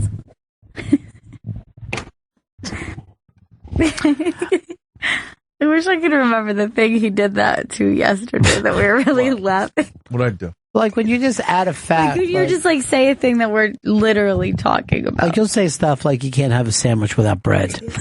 That's deep, man. I know you're just trying to fucking annoy. You annoy on purpose.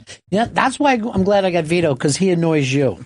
He annoys the I know. shit I think out of me. that's one of the benefits of Vito. The only benefit. Vito, I'm glad you took that hat off. Hey, let me see the thing. I don't know where I lost it. Just what's going on, because I know we got Dan coming in. He's got a gig coming up, right? Yeah, his Hindsight show's happening, hosted by Dan and Billy Princell. It's happening tomorrow, August 3rd, at Caroline's Comedy Club in New York City. On that show is Joe Mackey. Wait, let's just stop it right there. That's a super show already. That's already done and dialed. One of Variety's top 10 comics to watch is Vladimir Kamano. Nice. Julia Rossi, Drew Michael, and Roy Wood Jr. from The Daily Show. Oh, I'm going to this. I might go too, because we saw Roy Wood in Montreal, and he's exceptional. He's so damn funny. I saw him the first time live at the Creek in the Cave, and he just destroys. He's so damn funny. He's amazing. Love the Creek, not crazy about the Cave. Too dark? Too dark. Too dank for me. Too dank. I don't know whether you guys seen it, because I know you don't have any more Game of Thrones, but there's a Game of Thrones blooper reel on the iBank today. Now, do you like blooper reels? I actually do. I wish that, I think that they're probably pretty cheesy in the way that, your work should probably stand on their own, and maybe that's funny to you guys to watch at your rap party or whatever, but I always tend to enjoy them. Here's what I don't understand. Why do they laugh? When we're doing commercials or promos and we make a mistake, we're like this. Fuck! I know. Damn, who wrote this shit? You can write this, you just can't say it, George. You just can't say it. Ever hear that story? No. That's what Harrison Ford yelled at George Lucas. You can write this shit, you just can't say it. Because they were doing parsnips to whatever the fuck, all that crazy shit that he writes up. Kessel Run. Yes. So this is the Game of Thrones blooper reel? Yeah. Did you want to watch? Because I don't like watching them. It's up if you want to see it on the iBank. I will see it. Now, here's the thing. Now, Donald Trump, our next president of the United States, and he'd already said this, he's lived his life just like a regular guy, except for that he's rich. So he always goes out of his way, and I never saw anyone do this before, to show him eating fast food on his private jet. And now, have you seen those pictures? No. He's always go from the bottom first. Well, there he is eating Kentucky Fried Chicken, and they show him, and he always Instagrams it or tweets it. And there he is sitting in his beautiful private jet. By the way, it is nice. And after you've flown private, it makes it impossible. You know what I mean? The rest of your life sucks. So luxurious. Look, the seats look beautiful there, but look at the couch back there. Just look like the straight lounging area. Now, so there he is. He's got a bucket. And it's kind of sad. He's got a bucket of chicken. And you notice some of this, and this is what kind of bothers me. He's got the gravy and mashed potatoes. There's no beverage, though. Oh, wow. I didn't even notice. I don't like to get a meal before the beverage. I know, Vito, you put up with that a couple of times in Montreal. People don't serve as quickly as we do in New York. Not even a little bit. Yeah. And Jeffrey Gurian also was upset because he got not only a warm water, but a warm kind of cranberry juice. He had a warm juice. He was having his period, and he had a quick cranberry juice, and it was warm. He's like, feel it. Okay, it's like touching a baby while it's sleeping. It's a UTI, by the way. And he's like this, oh, hello. There's not enough ice. Hello. All right, so that's weird, but this isn't what people are getting on him about. They got a problem with him because he has his knife and fork to eat Kentucky Fried Chicken. Now, there's a theme here, and it's all politicians. We've seen it over and over again with the pizza with the knife and fork. There's like some other weird food. Is it a politician thing? Is it if you're a guy who wears suits all the time, you're like, I can't eat a hand food? There's plenty of people that don't like greasy fingers. Sure. And Kentucky Fried Fingers are greasy. Yeah, they are. Look, I don't love the way, like, after you eat hand food, it's greasy on your hands. Keep a little hand sanitizer with you. I think it would have looked better if he was just sitting there comfortable with a fucking plate of bones. Yeah. Awesome. I'm going to eat through them like I will ISIS. And he has a private jet. You think he has like wet naps? You think they can throw that into that's what you'd have to use. Well, you get the wet naps after the fact, right? I'm sure there was some in the bag. Yeah, I mean, it is strange to sit there and eat. Is this a pumpkin pie sitting over here? I'm trying to figure out what that was. I thought it was, actually, I thought it was an ashtray. Yeah, maybe it is. Like a solid gold ashtray. That's an old plane, man. Yeah, what the fuck is he doing? Upgrade, Donald. Are you allowed to smoke on a plane that is a private Very thing? much so. Oh, that's great. Can you imagine? Mm-hmm. He also has salt and pepper out. Who needs to salt a piece of fried chicken from KFC? KFC is well salted. They have it covered. They have the salt covered. This whole thing is very strange. Now, he'd also, a couple years ago, was one of those guys that got caught with a knife and fork with pizza. Right. As well. I think he even gave an excuse for that. He went into it. But here's the deal. If you're going to use anything from Kentucky Fried Chicken, it is the famous spork that they provide for you. Yes. Where you can scoop mashed potatoes. Yeah, delicious. Or go into your chicken. Yeah, I mean, here's the thing. This is my question. This is a picture that he posed for. His own people took this picture.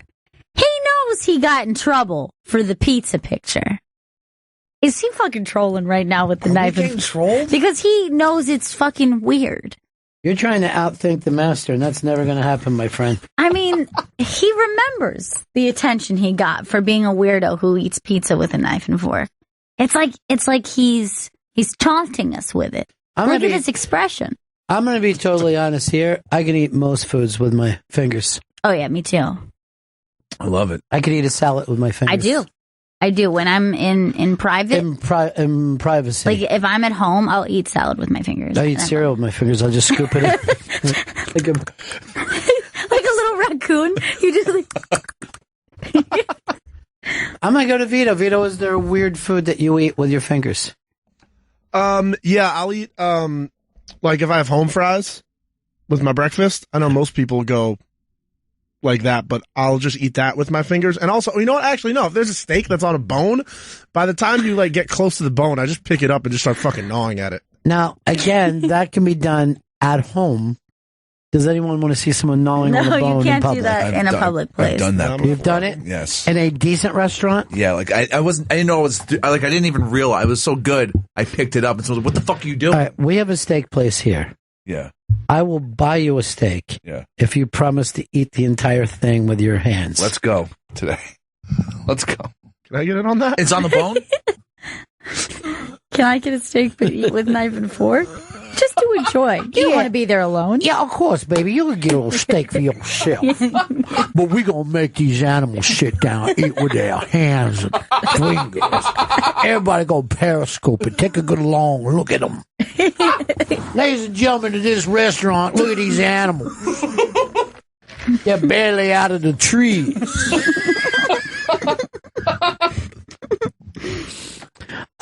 Do you eat sushi with your fingers, or do you use... I use chopsticks. Yeah. However, if there is something that is like kind of like when you drop some pieces and they happen to be difficult. Right. There'll also be a circumstance that if a piece of sushi is like so big that you have to bite it in half. Sometimes it gets tricky to hold that with chopsticks. I don't ever like to do that. It's not my favorite thing to do. Bite. But there are certain pieces that could be too big. But I would say, are you actually trying to find out whether Dan's getting in or not? No, it's Dan. It seems like you were. Who are you texting with? I'm texting Vito. What? I don't think you were. you didn't get a text from him, did you? I want you Be to admit. honest. I see no text from Chris. This is ridiculous. Can I say something? Yes. Look, I wasn't going to bring it up because I didn't want things to get prickly between us. But having been in Montreal with Chris and the amount of times like we would have to like meet up, say we're getting breakfast, I'm meeting people downstairs, run our way, whatever. He will text. I say, I'll be there in 5 minutes. He'll text you in 2. If you say you'll be there in a half hour, he'll start texting you in 20 minutes. So I had told him on the way there, I'm going to be like 15 minutes late. So I'm going to be there this time. He starts like texting me early, like, where are you now? And I'm like, First of all, why do you care? Yeah. And then he would do that for the same thing for meals and meeting up time, to the point where the final time I lost it. And I actually called him and I was like, do not text me again. When I tell you I'll be somewhere in 10 minutes, then I'll see you in 10 minutes. If I tell you I'll be there in an hour, don't text me in 45 minutes. This is the 10th time you've done it on the trip. And it was really, really frustrating. I like to know where everyone is at all times. But that's why I tell you. The first question is, when will you be here? And then I give you the information. And then you follow up. 5 minutes, and it was like 15 minutes later. So I was just worried about you. Okay, but I'm in a hotel room and I'm coming downstairs to have breakfast. In an impossible elevator. Yeah, in a terrible elevator. And we don't have fucking reservations. He bugs people about time. You're no longer texting You can't any do of our that to guests. You can't do that to guests. If they're late. If they're late, do they're it every late. day. And I know you were texting Dan. I know you were. You obsessively text.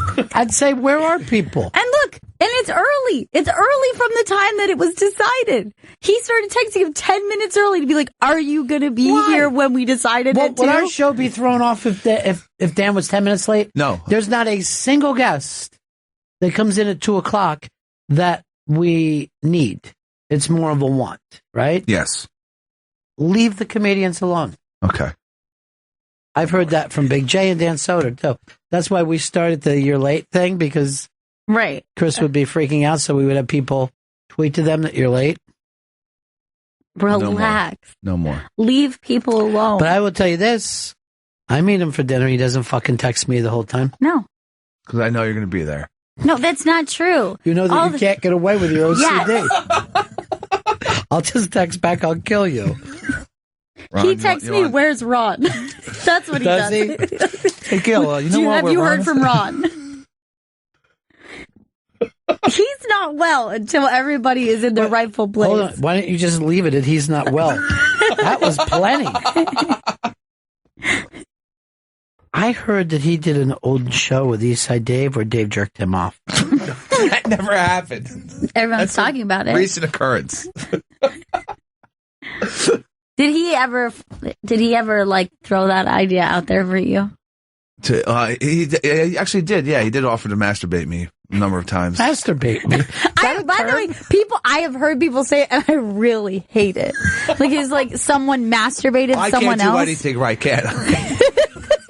Text him. What time are you going to be masturbating me? I just texted this to Dan.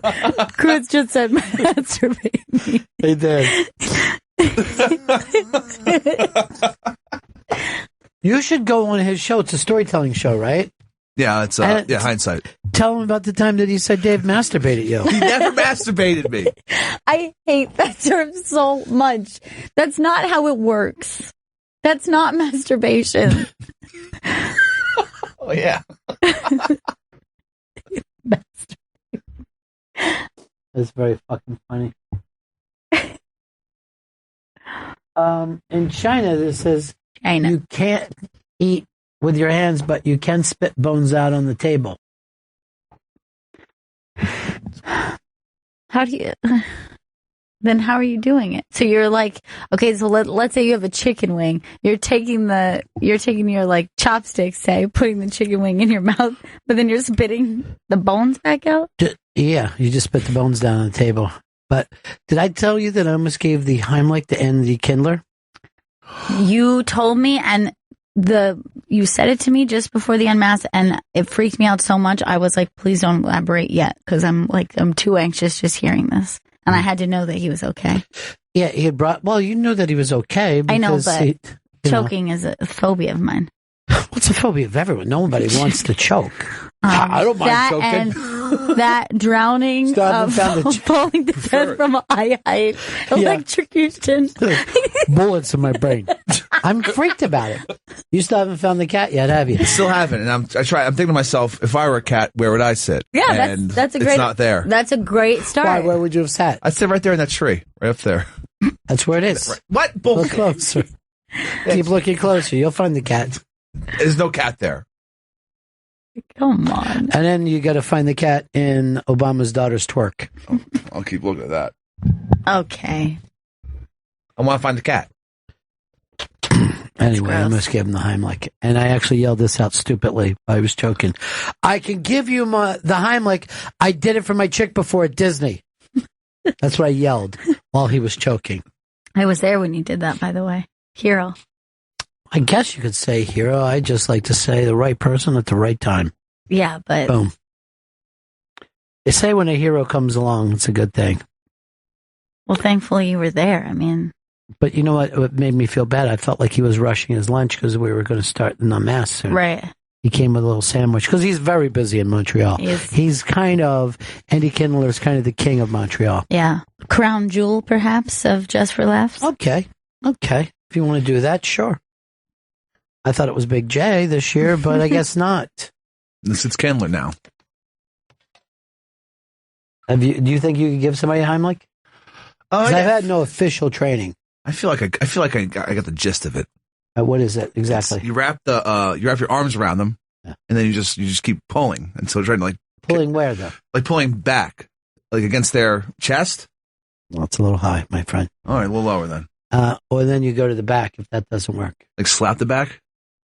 In my case, I'm going to drop the knee. Mm-hmm.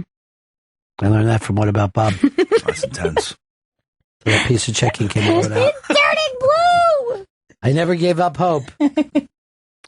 Dad choked and you saved him. No, if we go to the Toronto Comedy Festival, there's going to be something there for Gail, and that's the world's first poop theme. Great! Cafe. When she was younger, she was obsessed with asses and poop. Yeah. I went through a phase where I drew a pooping butt on a toilet. And I would draw it over and over. It was a go-to doodle? I haven't doodled it in a while, but I'm sure I can remember. Didn't you even write it on the wall for one time? I don't think I wrote it on the wall, but you put I would, it some I would inappropriate post places, it. yeah. Yeah, like I would post it, and then it would be like this, and then this would be the toilet. So I would draw a butt pooping into the toilet. So that's pretty much what it looked like. That's a great tag. So that was my tag. Oh, is it the same amount of poops? Or would it be filled up different amounts? Yeah, like sometimes it'd be like big poops or little poops. Vito wants to see it. I can. Yeah. Chocolate favors? Oh, you're disgusting, That's Vito. nasty, bro. He's an ass boy. He is. He's a brown boy. But I feel like my art would go well in a poop-themed cafe. I think it would have went well anywhere. You know what I mean? Because you were basically doing Banksy type stuff. Now, is the art is poop related, but is the food poop related? That I don't know because I never got past the headline, and I thought, well, that's plenty for me to read. Okay, it says there it's poop desserts. So many of the desserts will resemble poop. Not all of them, though, for some reason. I think I've drawn quite a few dicks pissing and or jizzing over the years. And I forget what I did. I would do it on different things. Like on your notebook and stuff? Yeah, but I would do it like on a person. Right? Like when they're sleeping? I would draw the jizz and or piss as a spray, like spraying out. Almost well, like what else would it come? I would say like you can also do like droplets. Yeah, so let's say your spray. Okay. Is that just straight lines? Yeah, it's like that. Like that. Like that's like all the jizz comes out. That doesn't look like a jizz. What? Like that. Like your jizz has spurs. That looks terrible. That's gross.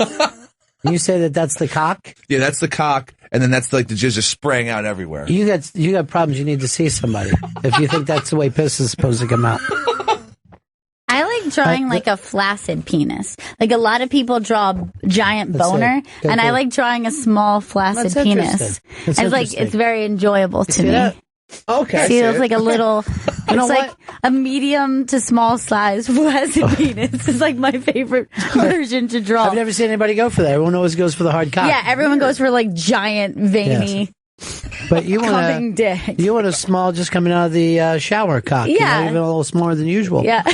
But that's so what? One cock's looking one way, one's looking the other way. Fine. So what? Yours is disgusting. I like it. Like really weird looking. I like it. I like it. The food is not poop themed, just the restaurant itself. I'm being told. None of our guys will look it up though.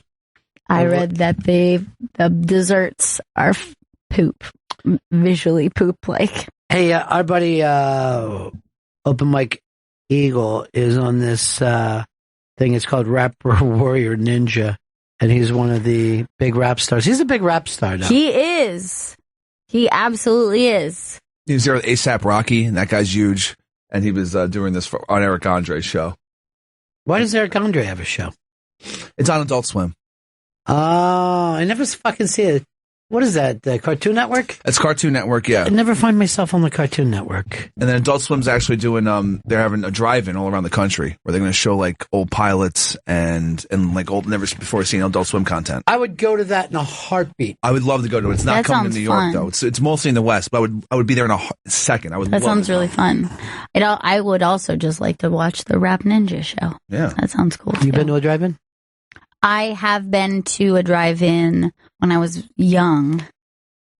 No, it wasn't. No. It wasn't like a drive-in. It was like, you sit outside. It was like a campfire thing. Yeah, it's different. I don't think I've been to an actual drive-in. Well, look how excited he is to have Dan Perlman here. Hindsight, hosted by Dan Perlman. And is Billy your friend? Yeah, Billy Princell is. Yeah, he's never come in. I know. I did not know that Dan was coming in until last minute. I would have forced him to bring Billy with him. So he's a character. Hindsight with all these big comedy stars coming to Caroline's. Go to carolines.com for tickets.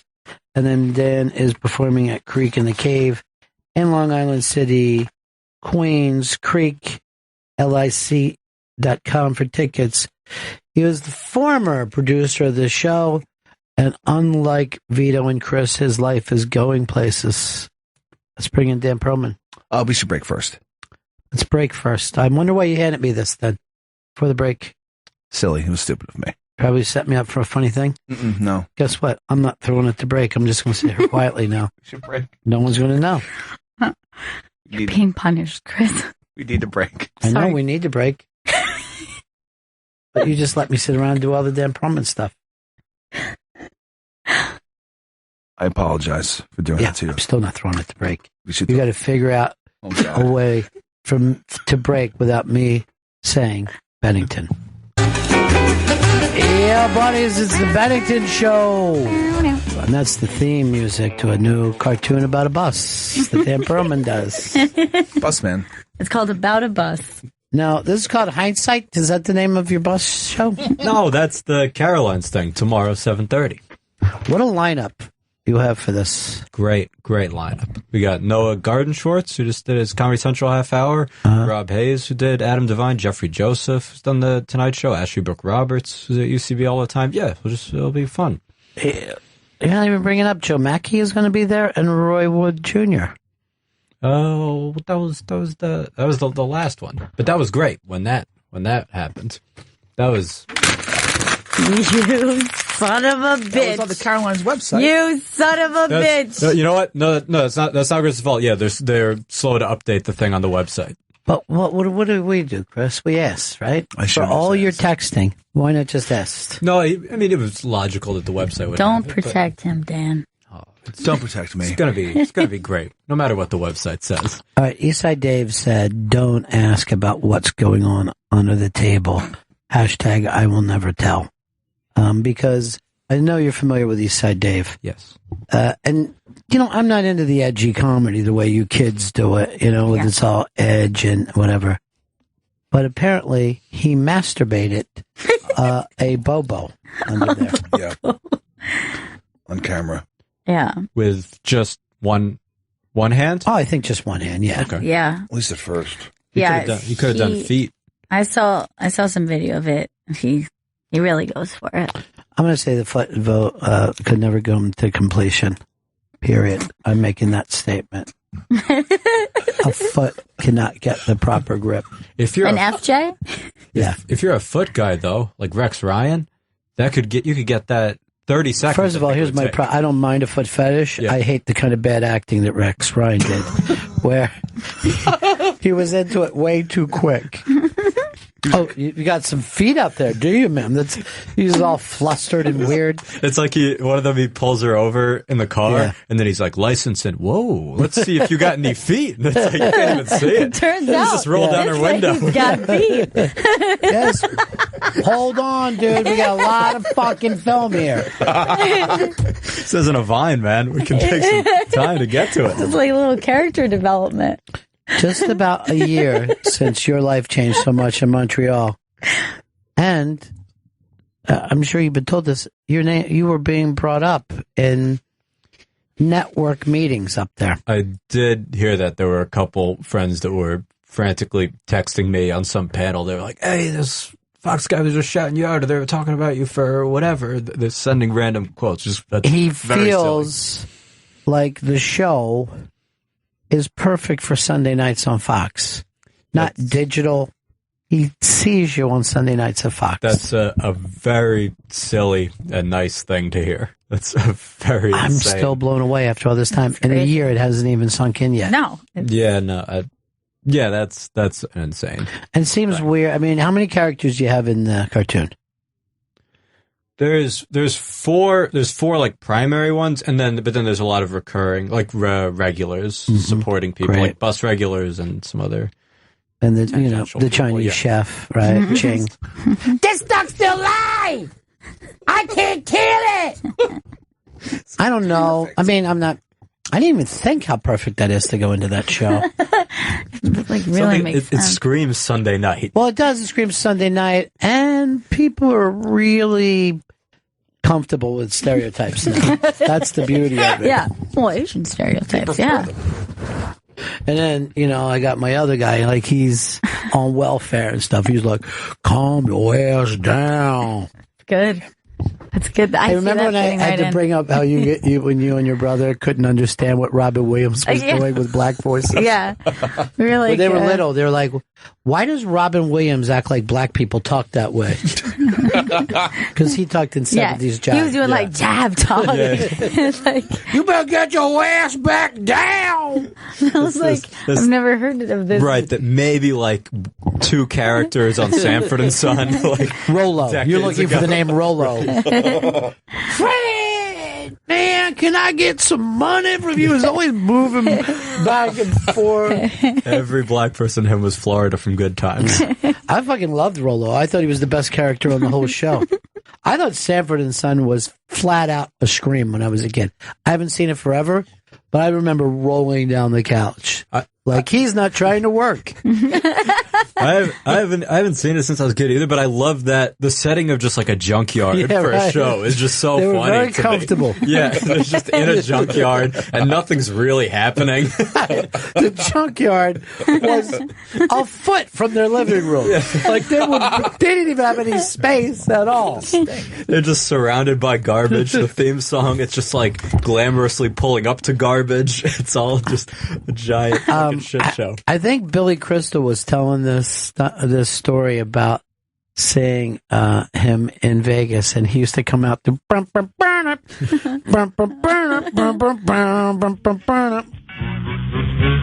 it's the greatest song. He's Billy Crystal's another guy who will do the old black. Don't I know drive. it? Yeah. Face. Face, how about you, man? You're like, they're all Louis Armstrong. Yeah. Who alive talks like that? It doesn't exist anymore. And then he'll also just put on blackface.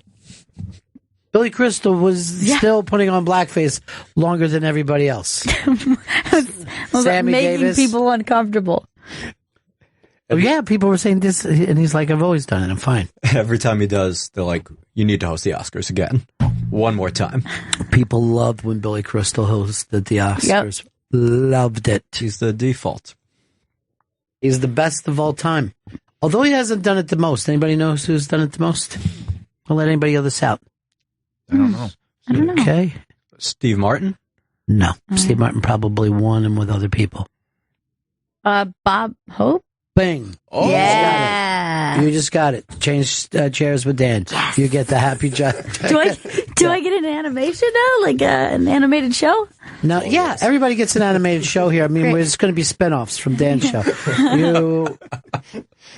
Dude, if you start getting spinoffs like that, forget about it. Well, let's try to get the one first. Who's the Family Guy, dude? Seth MacFarlane. You know how much money that fucking guy's worth? That's going to be you. Yeah. I mean, he makes so much money that he could easily go back to somebody who gave him his first radio break and give him $2 million. Easily, yeah. Yeah, we wouldn't even change his life. Drop the fucking bucket. Like, dude, I know this is a surprise, but I never would have thought about animation if it wasn't for the character work that we did on the Bennington show. The Hindsight show that you're doing, right? How's that show work?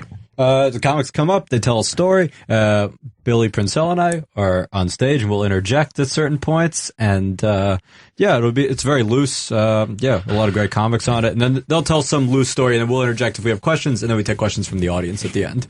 Does it have to be a real story? Because most of my great stories are just complete lies. Just stick to the lie, and then that's fine. Good. I don't care. I got one how I took a whole family out of a fire. Interesting story. Interesting. Yeah, very interesting. I feel like you're going to look good by the end of this story. Because if you interrupt that... Well, here's the kicker, right? Not saying a word. I didn't realize it, but they were twins. And the mother yelled, "There's another one." Oh, my God. And you had to go back in. And I got to go back in. Yeah. You just thought they were next to a mirror. Here's the thing. As I threw the baby out the window, roof collapses, kills me.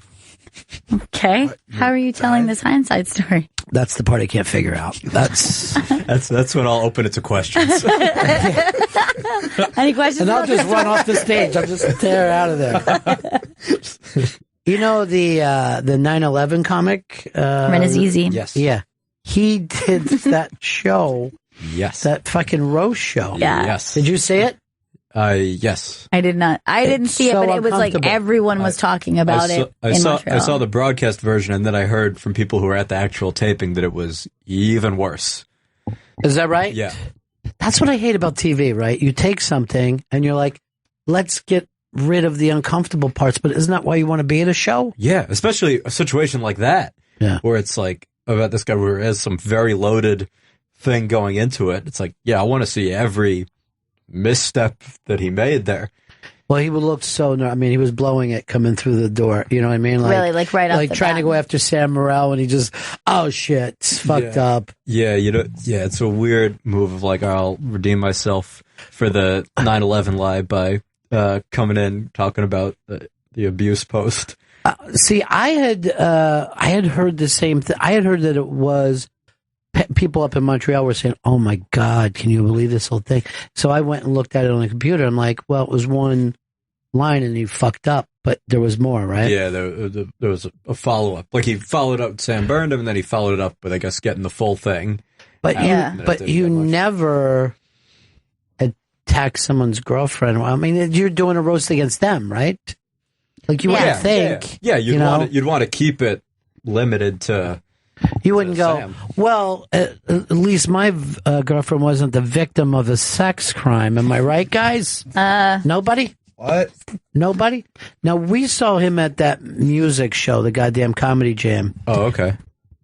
And he did Beastie Boys. And it was fucking unbelievable. That's great. It was very good. Everybody on that show was so goddamn talented. I heard last year that show was amazing. I didn't, but everyone was raving about it. Like, I think Bird did. I forget what they were saying Bird did, but everyone had a great time. Yeah. It's fucking. The night we went was phenomenal. And I was like, I said to them after, this is the best night ever, right, guys? You've ever had. Vito was just talking away over there. Yeah, doing your own show, Vito? No, I'm just telling Dan what's good. It's good where? Where I've been sending stuff that needs to be loaded. See, what's the other Dan? Yeah. Yeah. You got to explain that. That's Cool Disco. Oh yeah, we're calling him Disco Dan now, right? Disco Dan. Disco Dan. Cool Disco's Dan phone died, so he came over here to ask me in person. You did the right thing, then. Chris, do you feel like you'd have a story for hindsight? Yeah, I got a story for hindsight. Is that when Dave jerked you off? No. Or masturbated you? Dave never masturbated me to completion. Well, that's To completion That would be is the the problem. story you need to tell. Well, then I guess I have to go see Dave then. Finally get that. You haven't done that in a long time, my friend. I've heard a lot of rumors. I know. I've heard that buzzing Look, about. I know. right? I don't want him to masturbate me. It'll Stop be against. saying that. That's not masturbation. If he masturbated me, it'd be against my will. Do you really think you'd notice if you didn't know it was Dave, if you were just getting masturbated? Oh my God, everyone's saying wait a minute. So this is your new show. A comedian is sitting there and he's got a Every hood over show his needs head. a gimmick. Yeah, Yeah. he's got a hood over his head, Yeah. right? Yeah. He takes out Clan his hood, penis yeah. and he sits there. Someone starts to masturbate him. Right. He gets 20 questions. Right. 20 questions to figure out who's masturbating. So he could be like this. Is the person masturbating me an actor? Bing! Now, here's the deal. You have to guess within 20 questions, but if you come first, you win. Okay. We make it a positive if you come. Okay. I don't think you'd be able to Confetti notice. just I don't explodes. I don't think you would. I think if you were told it was a girl, if you heard a girl's voice and you were just getting masturbated by Dave, I think you would totally. I bet Dave is way too rough. Yeah, I mean, I think he beat the shit. Like I saw the I video. saw what he was doing, and it didn't look gentle. He beat the shit out of that penis. To be totally honest. All right, but to go back, Why did you dial back when you out of wanted to say dick, and you went, he beat the shit out of that penis. Like, that's where we're going to draw the line? So we can still put it on network. we were getting into that. I forgot that Voss does that he starts to drop his voice as the inappropriate time. And he's like this. I was fucking the shit out of this girl. And Big J is like, what are you doing, dude? Why are you whispering that? It's at the point that he drops. So do you think you could be able to tell whether you're being jerked off by a man or... I think I could tell if a dude was jacking. No, I'm sure you have. We'll do this. Have you ever shaked hands with someone that you were like, it was a man, and you're like, wow, that guy has really soft hands, or everybody who works in radio. Yeah. Actually, I did in Montreal. I'll write the person's name down. I don't know if they even know. Yeah, go ahead. It was exceptionally soft.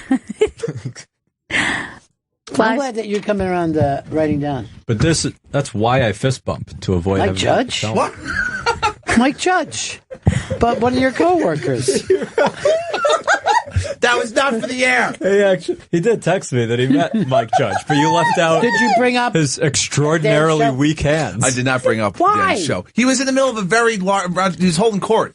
But you took the time to shake his hand. He did. Really enjoy King of the Hill. But he did. And then he came up and told me, and I was like, oh, you got his contact? He's like, oh, no.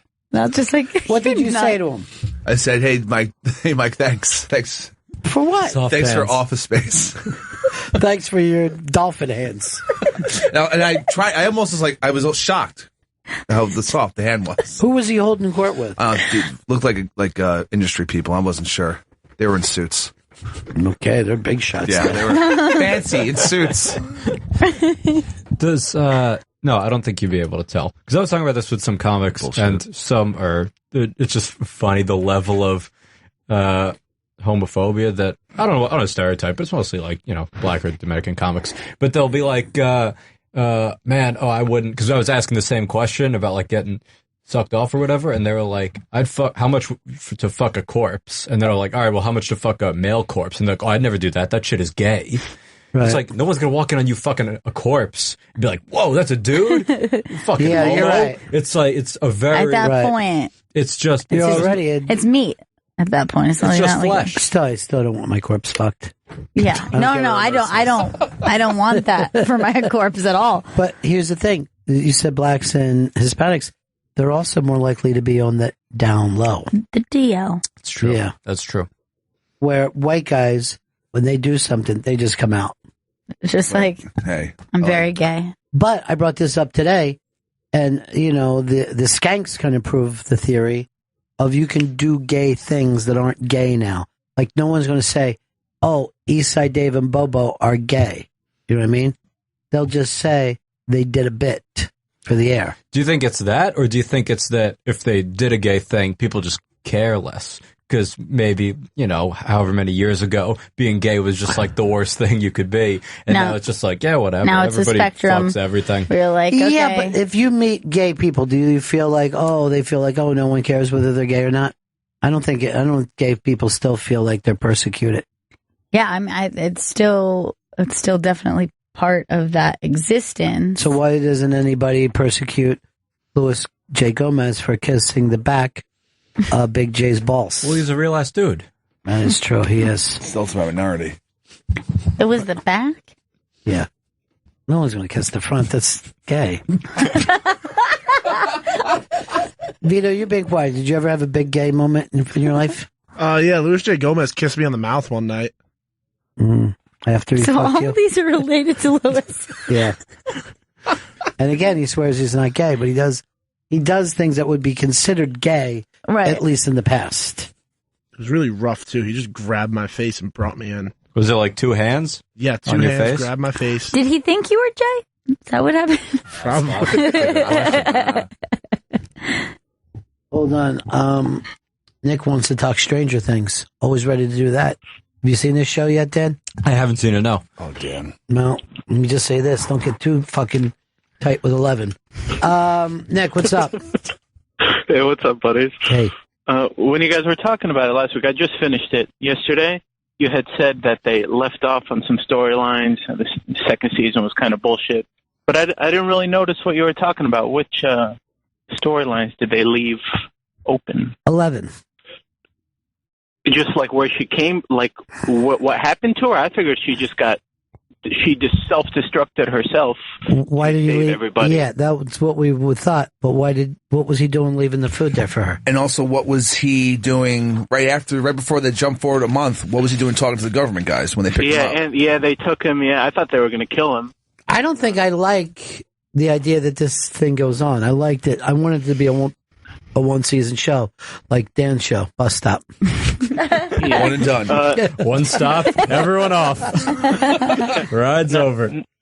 Not to change it up too quick, but did you see the night of Sunday? You know what? That one's gone? I've only seen the first episode. I'm going to say this. By Monday, give me a call. I'm going to catch up completely. All right? All right, peace. Because I loved the first episode, but I couldn't keep up with it. What is it? What do you make? That? Oh, no, I was just jotting down a thing just to add that. So the hindsight thing is tomorrow, but on Thursday I'm doing a half hour at the Creek in Long Island City. First of all, that sounds fantastic. That's exciting. It's going to be super fun. Yeah, that's at 10 p.m. So Thursday, August 4th at 10 at the Creek in the Cave. I'll be doing a half hour if anyone wants to come. I do. CreekLIC.com for the info. Yeah, 10 p.m. Half hour. Now, how's that work out? Everyone does a half hour that night or just you? Just me, I think. Normally you get short sets there, right? Yeah. So I think like Jenna Friedman is featuring, so I don't know how much time she's doing, but maybe like 15 or so, and then I'll do a half hour, and then we'll all move on to other things. Well, in Montreal we ran into Rebecca, and she's just got her little baby chicks that are just flying all over. Yeah. Tim Dillon was a big talk the entire time. I heard he's straight crushed. But everybody was talking about him on the street, like, this kid Tim Dillon. This kid I would just hear it places. Yeah, he's a monster. He's great. He's some kind of monster. He's many kinds of monster. All right, so that's great. Creek and the Cave, Chris. We wanted to plug the last time that you were there, the Creek and the Cave. Not this time. He'll be appearing June 1st. Here's what we need. Somebody who can keep us organized. Because we're all like scattered people. We're a bunch of scatterbrains. But if we make another mistake, I'm going to hang myself with my belt. No. Don't. That's a way of teaching everybody. I'm just saying that's going to happen. There's going to be a mistake. Maybe even within the next half hour. Dan, you only do sets. You don't watch any TV, right? The last thing I just watched in full was BoJack Horseman, which is also on Netflix, which is, man, that's an insanely good show. It's I know a lot of people obsessed with it. It's so good. It's because it's so dark. It's really just like a drama just wrapped in a light, fun show. How many episodes are there? How long would it take me to catch up? I mean, you could there's 3 seasons, so it's 30 episodes or something. But so you could start at season 1. But I honestly think you could jump into season 3. But it's about, if anyone hasn't seen it, it's about Will Arnett voices this horseman guy who was the star of an old popular Full House type garbage sitcom in the 90s, and now it's today, and he's just kind of a washed up actor that still wants to, but he's a horse head. But he's a horse guy, yeah. And there's a lot of anthropomorphic creatures, but they all operate just like they're real sad humans. But man, it's just so funny and just so well I know people obsessed with it. Do you watch it, Gail? I have not seen it. Your no. brother's crazy about it. I know a lot of people who say. And Chris, you still into South Park? Nothing else, right? Love South Park. He's the last person who's bringing up, did you see South Park last night? Gets better every season. He does it every fucking day. Anytime it's on, he goes, dude, what'd you think? I'm like, what? South Park. And I go, well, yeah, it's, what is this, 97? No. Still going strong. Yeah, when did it come out? 97, 98? 97, so it's 20 years. Wow. 19. This is 19 It season. feels like it not that long ago to me. Yeah, that's really weird. Because I saw some interview with those guys. This is how long ago it came out. It came out at the same time as, because Kimmel was talking to them, it came out at the same time as Win Ben Stein's Money. Wow. That was the same block on Comedy Central. Yeah, they were like, well, we don't know about this cartoon, but we're going to be winning Ben Stein's money for years. It's never going to end. 20 years from now, we're going to be tapping into that Ben Stein well. Here are the people on BoJack Horseman. Will Arnett, Paul F. Tompkins, Amy Sedaris, Allison Brie, Aaron Paul. We need some celebrity ideas for your show. Yes. I got the perfect person. Let's do it. And he hasn't done anything in a while, and everyone's crazy about him. Mr. Jack Nicholson. What do you think? Great voice. Perfect voice. Great voice. I'd let him read. Or you just do somebody doing an impression, one of those, where's the fucking bus gone to, guys? That was, at one point, everyone's fucking closer in comedy in 1983. Nicholson, Walken, there are some guys where it's I just can't imagine when someone imitates them for the first time, they're thinking I'm going to be the Walken guy. Right. And it's there's been thousands of them. Anybody like that now? Is there a new guy who's taken over for Walken? He's the most impersonated guy. I'm trying to think. Let's see. When we were talking to, when you were talking to Dana Carvey, he was saying that a lot of women for some reason are doing Owen Wilson is becoming. Owen Wilson, does get that thing. And then also. Wow. Yeah, but also the other Texas one. All right. Oh, yeah. You just hear that constantly by non-comedians. Yeah. You know? Love them redheads. What about Larry Sanders, Bernie Sanders' brother? Is that still a big one? It is with great pride that I nominate Bernie Sanders. Tim Kaine's Trump was probably the worst impression I've ever seen. It's great. My friend texted me. She was like, hey, Tim Kaine's doing Trump impression. I'm like, oh, stop. I didn't even see it. I was like, that can't be good. I just went and got a beer while it was happening. No. Neither one of these fucking VPs, you couldn't pick them out of a lineup. I know. That's what, both of those picks are so irritating to me. Both of them just annoyed, especially because there was so much buzz on both sides about the amount of exciting people that people are like, oh my God, will she take Warren? Will he take Christie? It was there was all this buzz about exciting.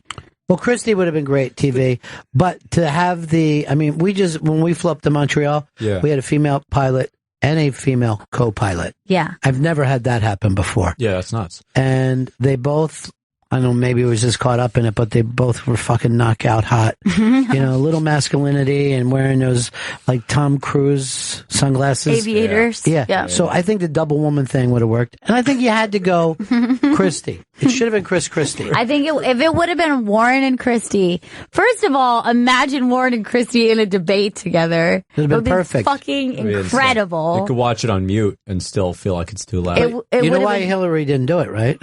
Because of the seat? Because Bill would have fucked her. Oh. Bill would have fucked Elizabeth Warren. And the thing that they always say about Bill Clinton is when he's done with you, you know you've been fucked. That's Really? what women say. Yeah. Well, a woman actually said on TV, I believe he ruined my vagina for other men. That was weird. Hillary said that. Yeah. My vagina's been ruined. And she starts to speak. Just, You want to pick the most boring person you can, though, because every time they try to pick somebody exciting, it just backfires horribly. You don't want to do some crazy Palin pick. But I agree with you. Jolton Joe Biden. People are going, too bad Biden's not winning. This be over. I go, you guys made Biden jokes for 7.5 years. Everyone made it was laugh dull and corny and weird. I loved Biden You from love the him as get-go. a person, but do you think that he's presidential? My kind of president, sure. Just a regular Joe Lunchpail. Anybody got a Coke and a hoagie, honey? Here we go. There we go. Come here, sweetie. There's a thing that people do there that they'll call little boys in the family honey or sweetie. Yeah, hun gets come here, hun. Yeah. And All right, hun. Yeah, and they'll kiss him on the mouth. Yeah. The uncle will kiss a boy on the mouth. Mm-hmm. I remember always thinking that was weird that Barry Bonds would do that. When he'd hit a home run, he'd always have his son greet him at home plate, and he would kiss him on the lips. Some people are comfortable with that. I mean, there's Italians in the world. Yeah. The steroids thing never bothered me, but that That really got under your skin. I think he was taking his son's blood and doping with it. And we got a hard out today, too, because what's coming up, Chris? I'm a Woman's The Check Spot is coming on today. It's going to feature a live show from the New York Comedy Club with Paul Vierzy, Anthony DeVito, Barrett Sagalow, and Ashley Gavin. Hold on. She's live today at 3 o'clock? This is going to be fantastic. Ladies and gentlemen, drive immediately to the club if you can. You'll be in the audience for this. Live to tape. Now, are they all doing stand-up? They're doing stand-up, yeah. All right, that's cool. That's coming up today at 3 p.m. on Raw Dog. Has Emma ever done your Hindsight show? She did, yeah. Before it was at Caroline's, but yeah, she did. She destroyed with it? Yeah, she did great. I don't remember what she said, but I'm sure it was great. What if when you're in the creek in a cave, she comes walking out? You think she will? The show's It'd be like when Bob Hope walked down on the show. You know what that was also funny about that? Not only would he walk out during someone's segment, that the music would start to play, thanks for the memories. So like somebody was saying, yes, Jenny, I got a movie coming out October 3rd. And everybody, the place would go crazy. It's Bob Hope. I just wanted to stop by for a minute. What the hell was going on over I dropped my like a headphones. sound machine, though. Before that, it Sorry. was scratching and slapping. Sorry, I dropped my headphones. Maybe, maybe you don't want to be here for support Dan. I do want to be here to support Dan. Gail hates Dan. That's not true. Fallon hosting Golden Globes there. Man, all right, everyone says that Fallon stuff is like light or stupid or whatever, but I watched that thing where like he had Will Smith enter for 8 minutes. It's just fun. Well, obviously people like him. He's a likable human being. Yeah, I don't know. Look at his face. It doesn't need to be big, fucking high concept art or whatever. Just put Will Smith in a big giant bouncy ball. I didn't see the bouncy ball. I've said this. I think that Jimmy is America's nephew, and we don't bring up the fact that we think he might drink a little too much. Right. We were just a little concerned. Yep. But he's so glad. Because he can do no wrong. Because he's so glad to see us, and he hugs us. And he's a happy drunk, is the thing. Yeah. He's never hurt anybody. Someone actually just brought up to me, well, Tom Rhodes was a happy drunk. I don't know why he quit. I laughed my ass off. It's awful. It's awful to say. I go, well, I wasn't a happy drunk. But there's nothing anyone could do now to unseat Jimmy Fallon from that chair. He will be number one until he retires. Yeah. It's a restaurant with, a good location, and he's a fine maitre d'. Will he do it for a long time? Will he do it? Will he personally want to do it forever? Let's see. How old is he now? 40s? Mid-40s? All right, 42. He will do it for another 18 years. He will leave at 60. Really? At that time to do a virtual reality project that he's had his eyes on. There's no reason not to do it. It's an easy job. VR is going to be huge. There is nothing that he could do from this point on now that can compete with it. Even if he became a movie star. Right. He'll never have a gig that big. Where you, not only is it your show, it's like you're there 5 nights a week. It's just like you're a part of the conversation. And everyone wants to come to you. You don't need to go around trying to sell yourself all the time. Everybody wants to come and play a stupid game with him. Yeah, not like, Conan, who wants to get on a fucking plane and do a show from Japip. I like those. He's in Peru. He's in Honduras. Whatever. It's silly. It is. It's nuts. We're here in Cuba this week. He never went anywhere. God, did he fuck up, right? All he had to do was wait out Leno. I know. Wait him out. Yeah. He could have done it, too.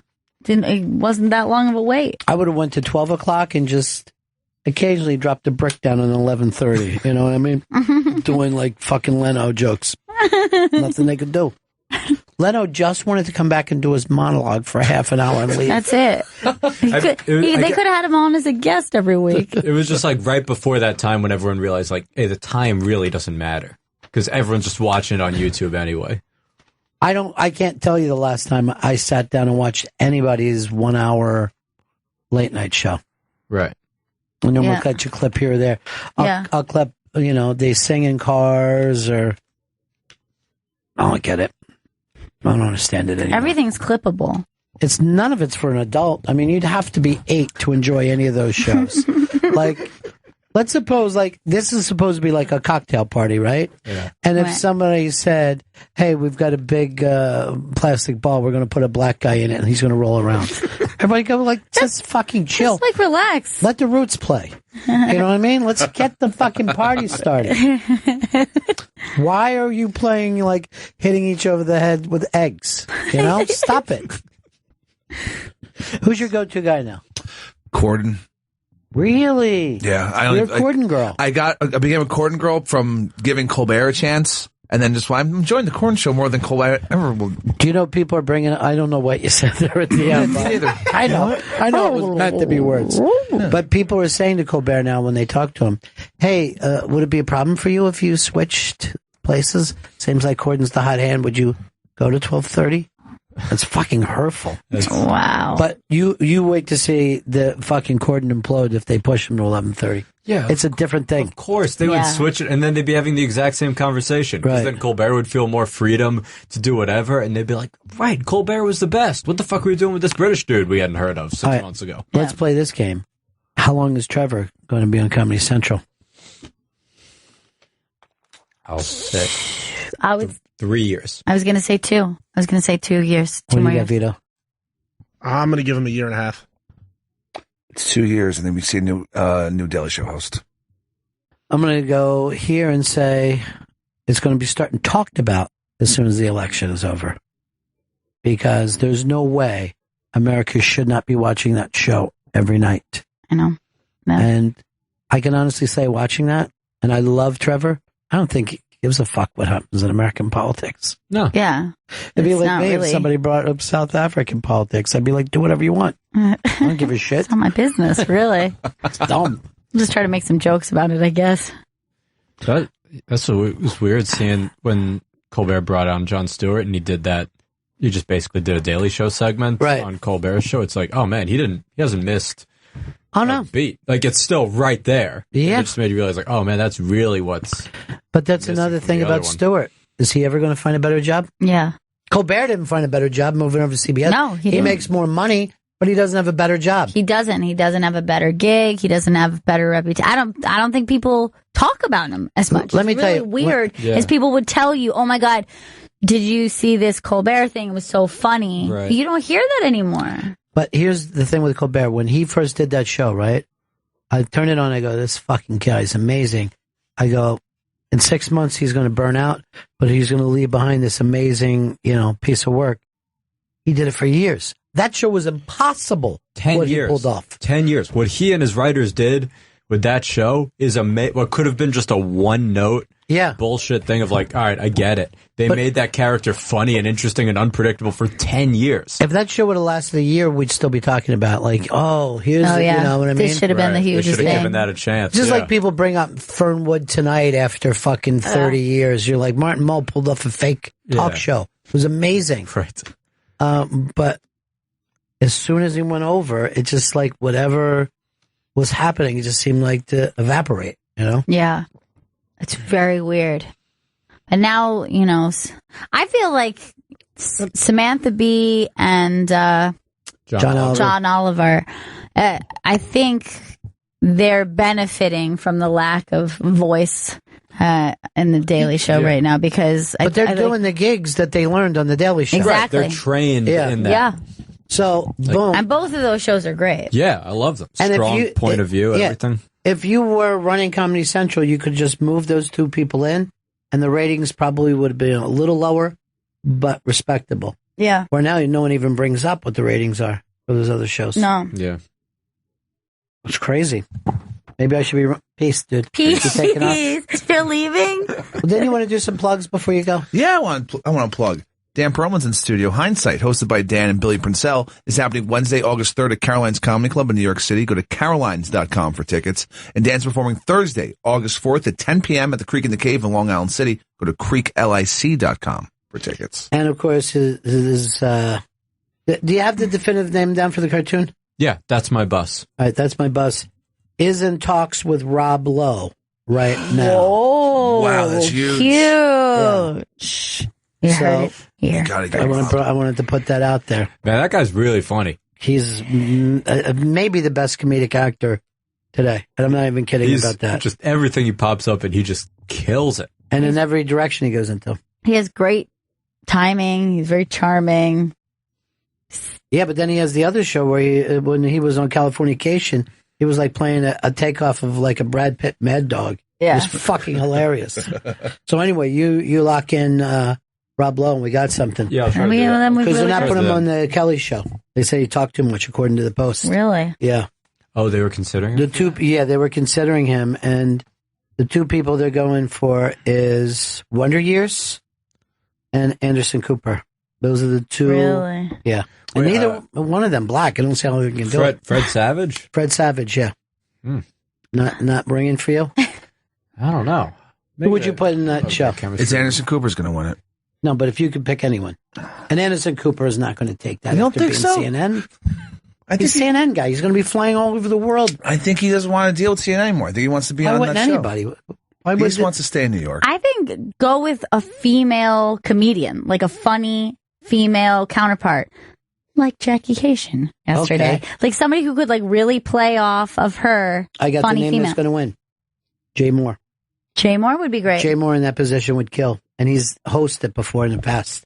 Many years ago, though. Mm-hmm. He would be great. Who you got, Dan? And I'd still have to see Gethard. Ooh. Give Gethard a shot. God damn it. Put him on with her. How do we get involved in this Give Gethard a shot thing? Is it a hashtag or something? Yeah. It's a hashtag. It's a hashtag movement. Good. Or Regis. I kind of like Regis. I saw Regis today on the Today Show. He just let his hair go straight white. Really? Yeah, he looks like Looks good? founding father.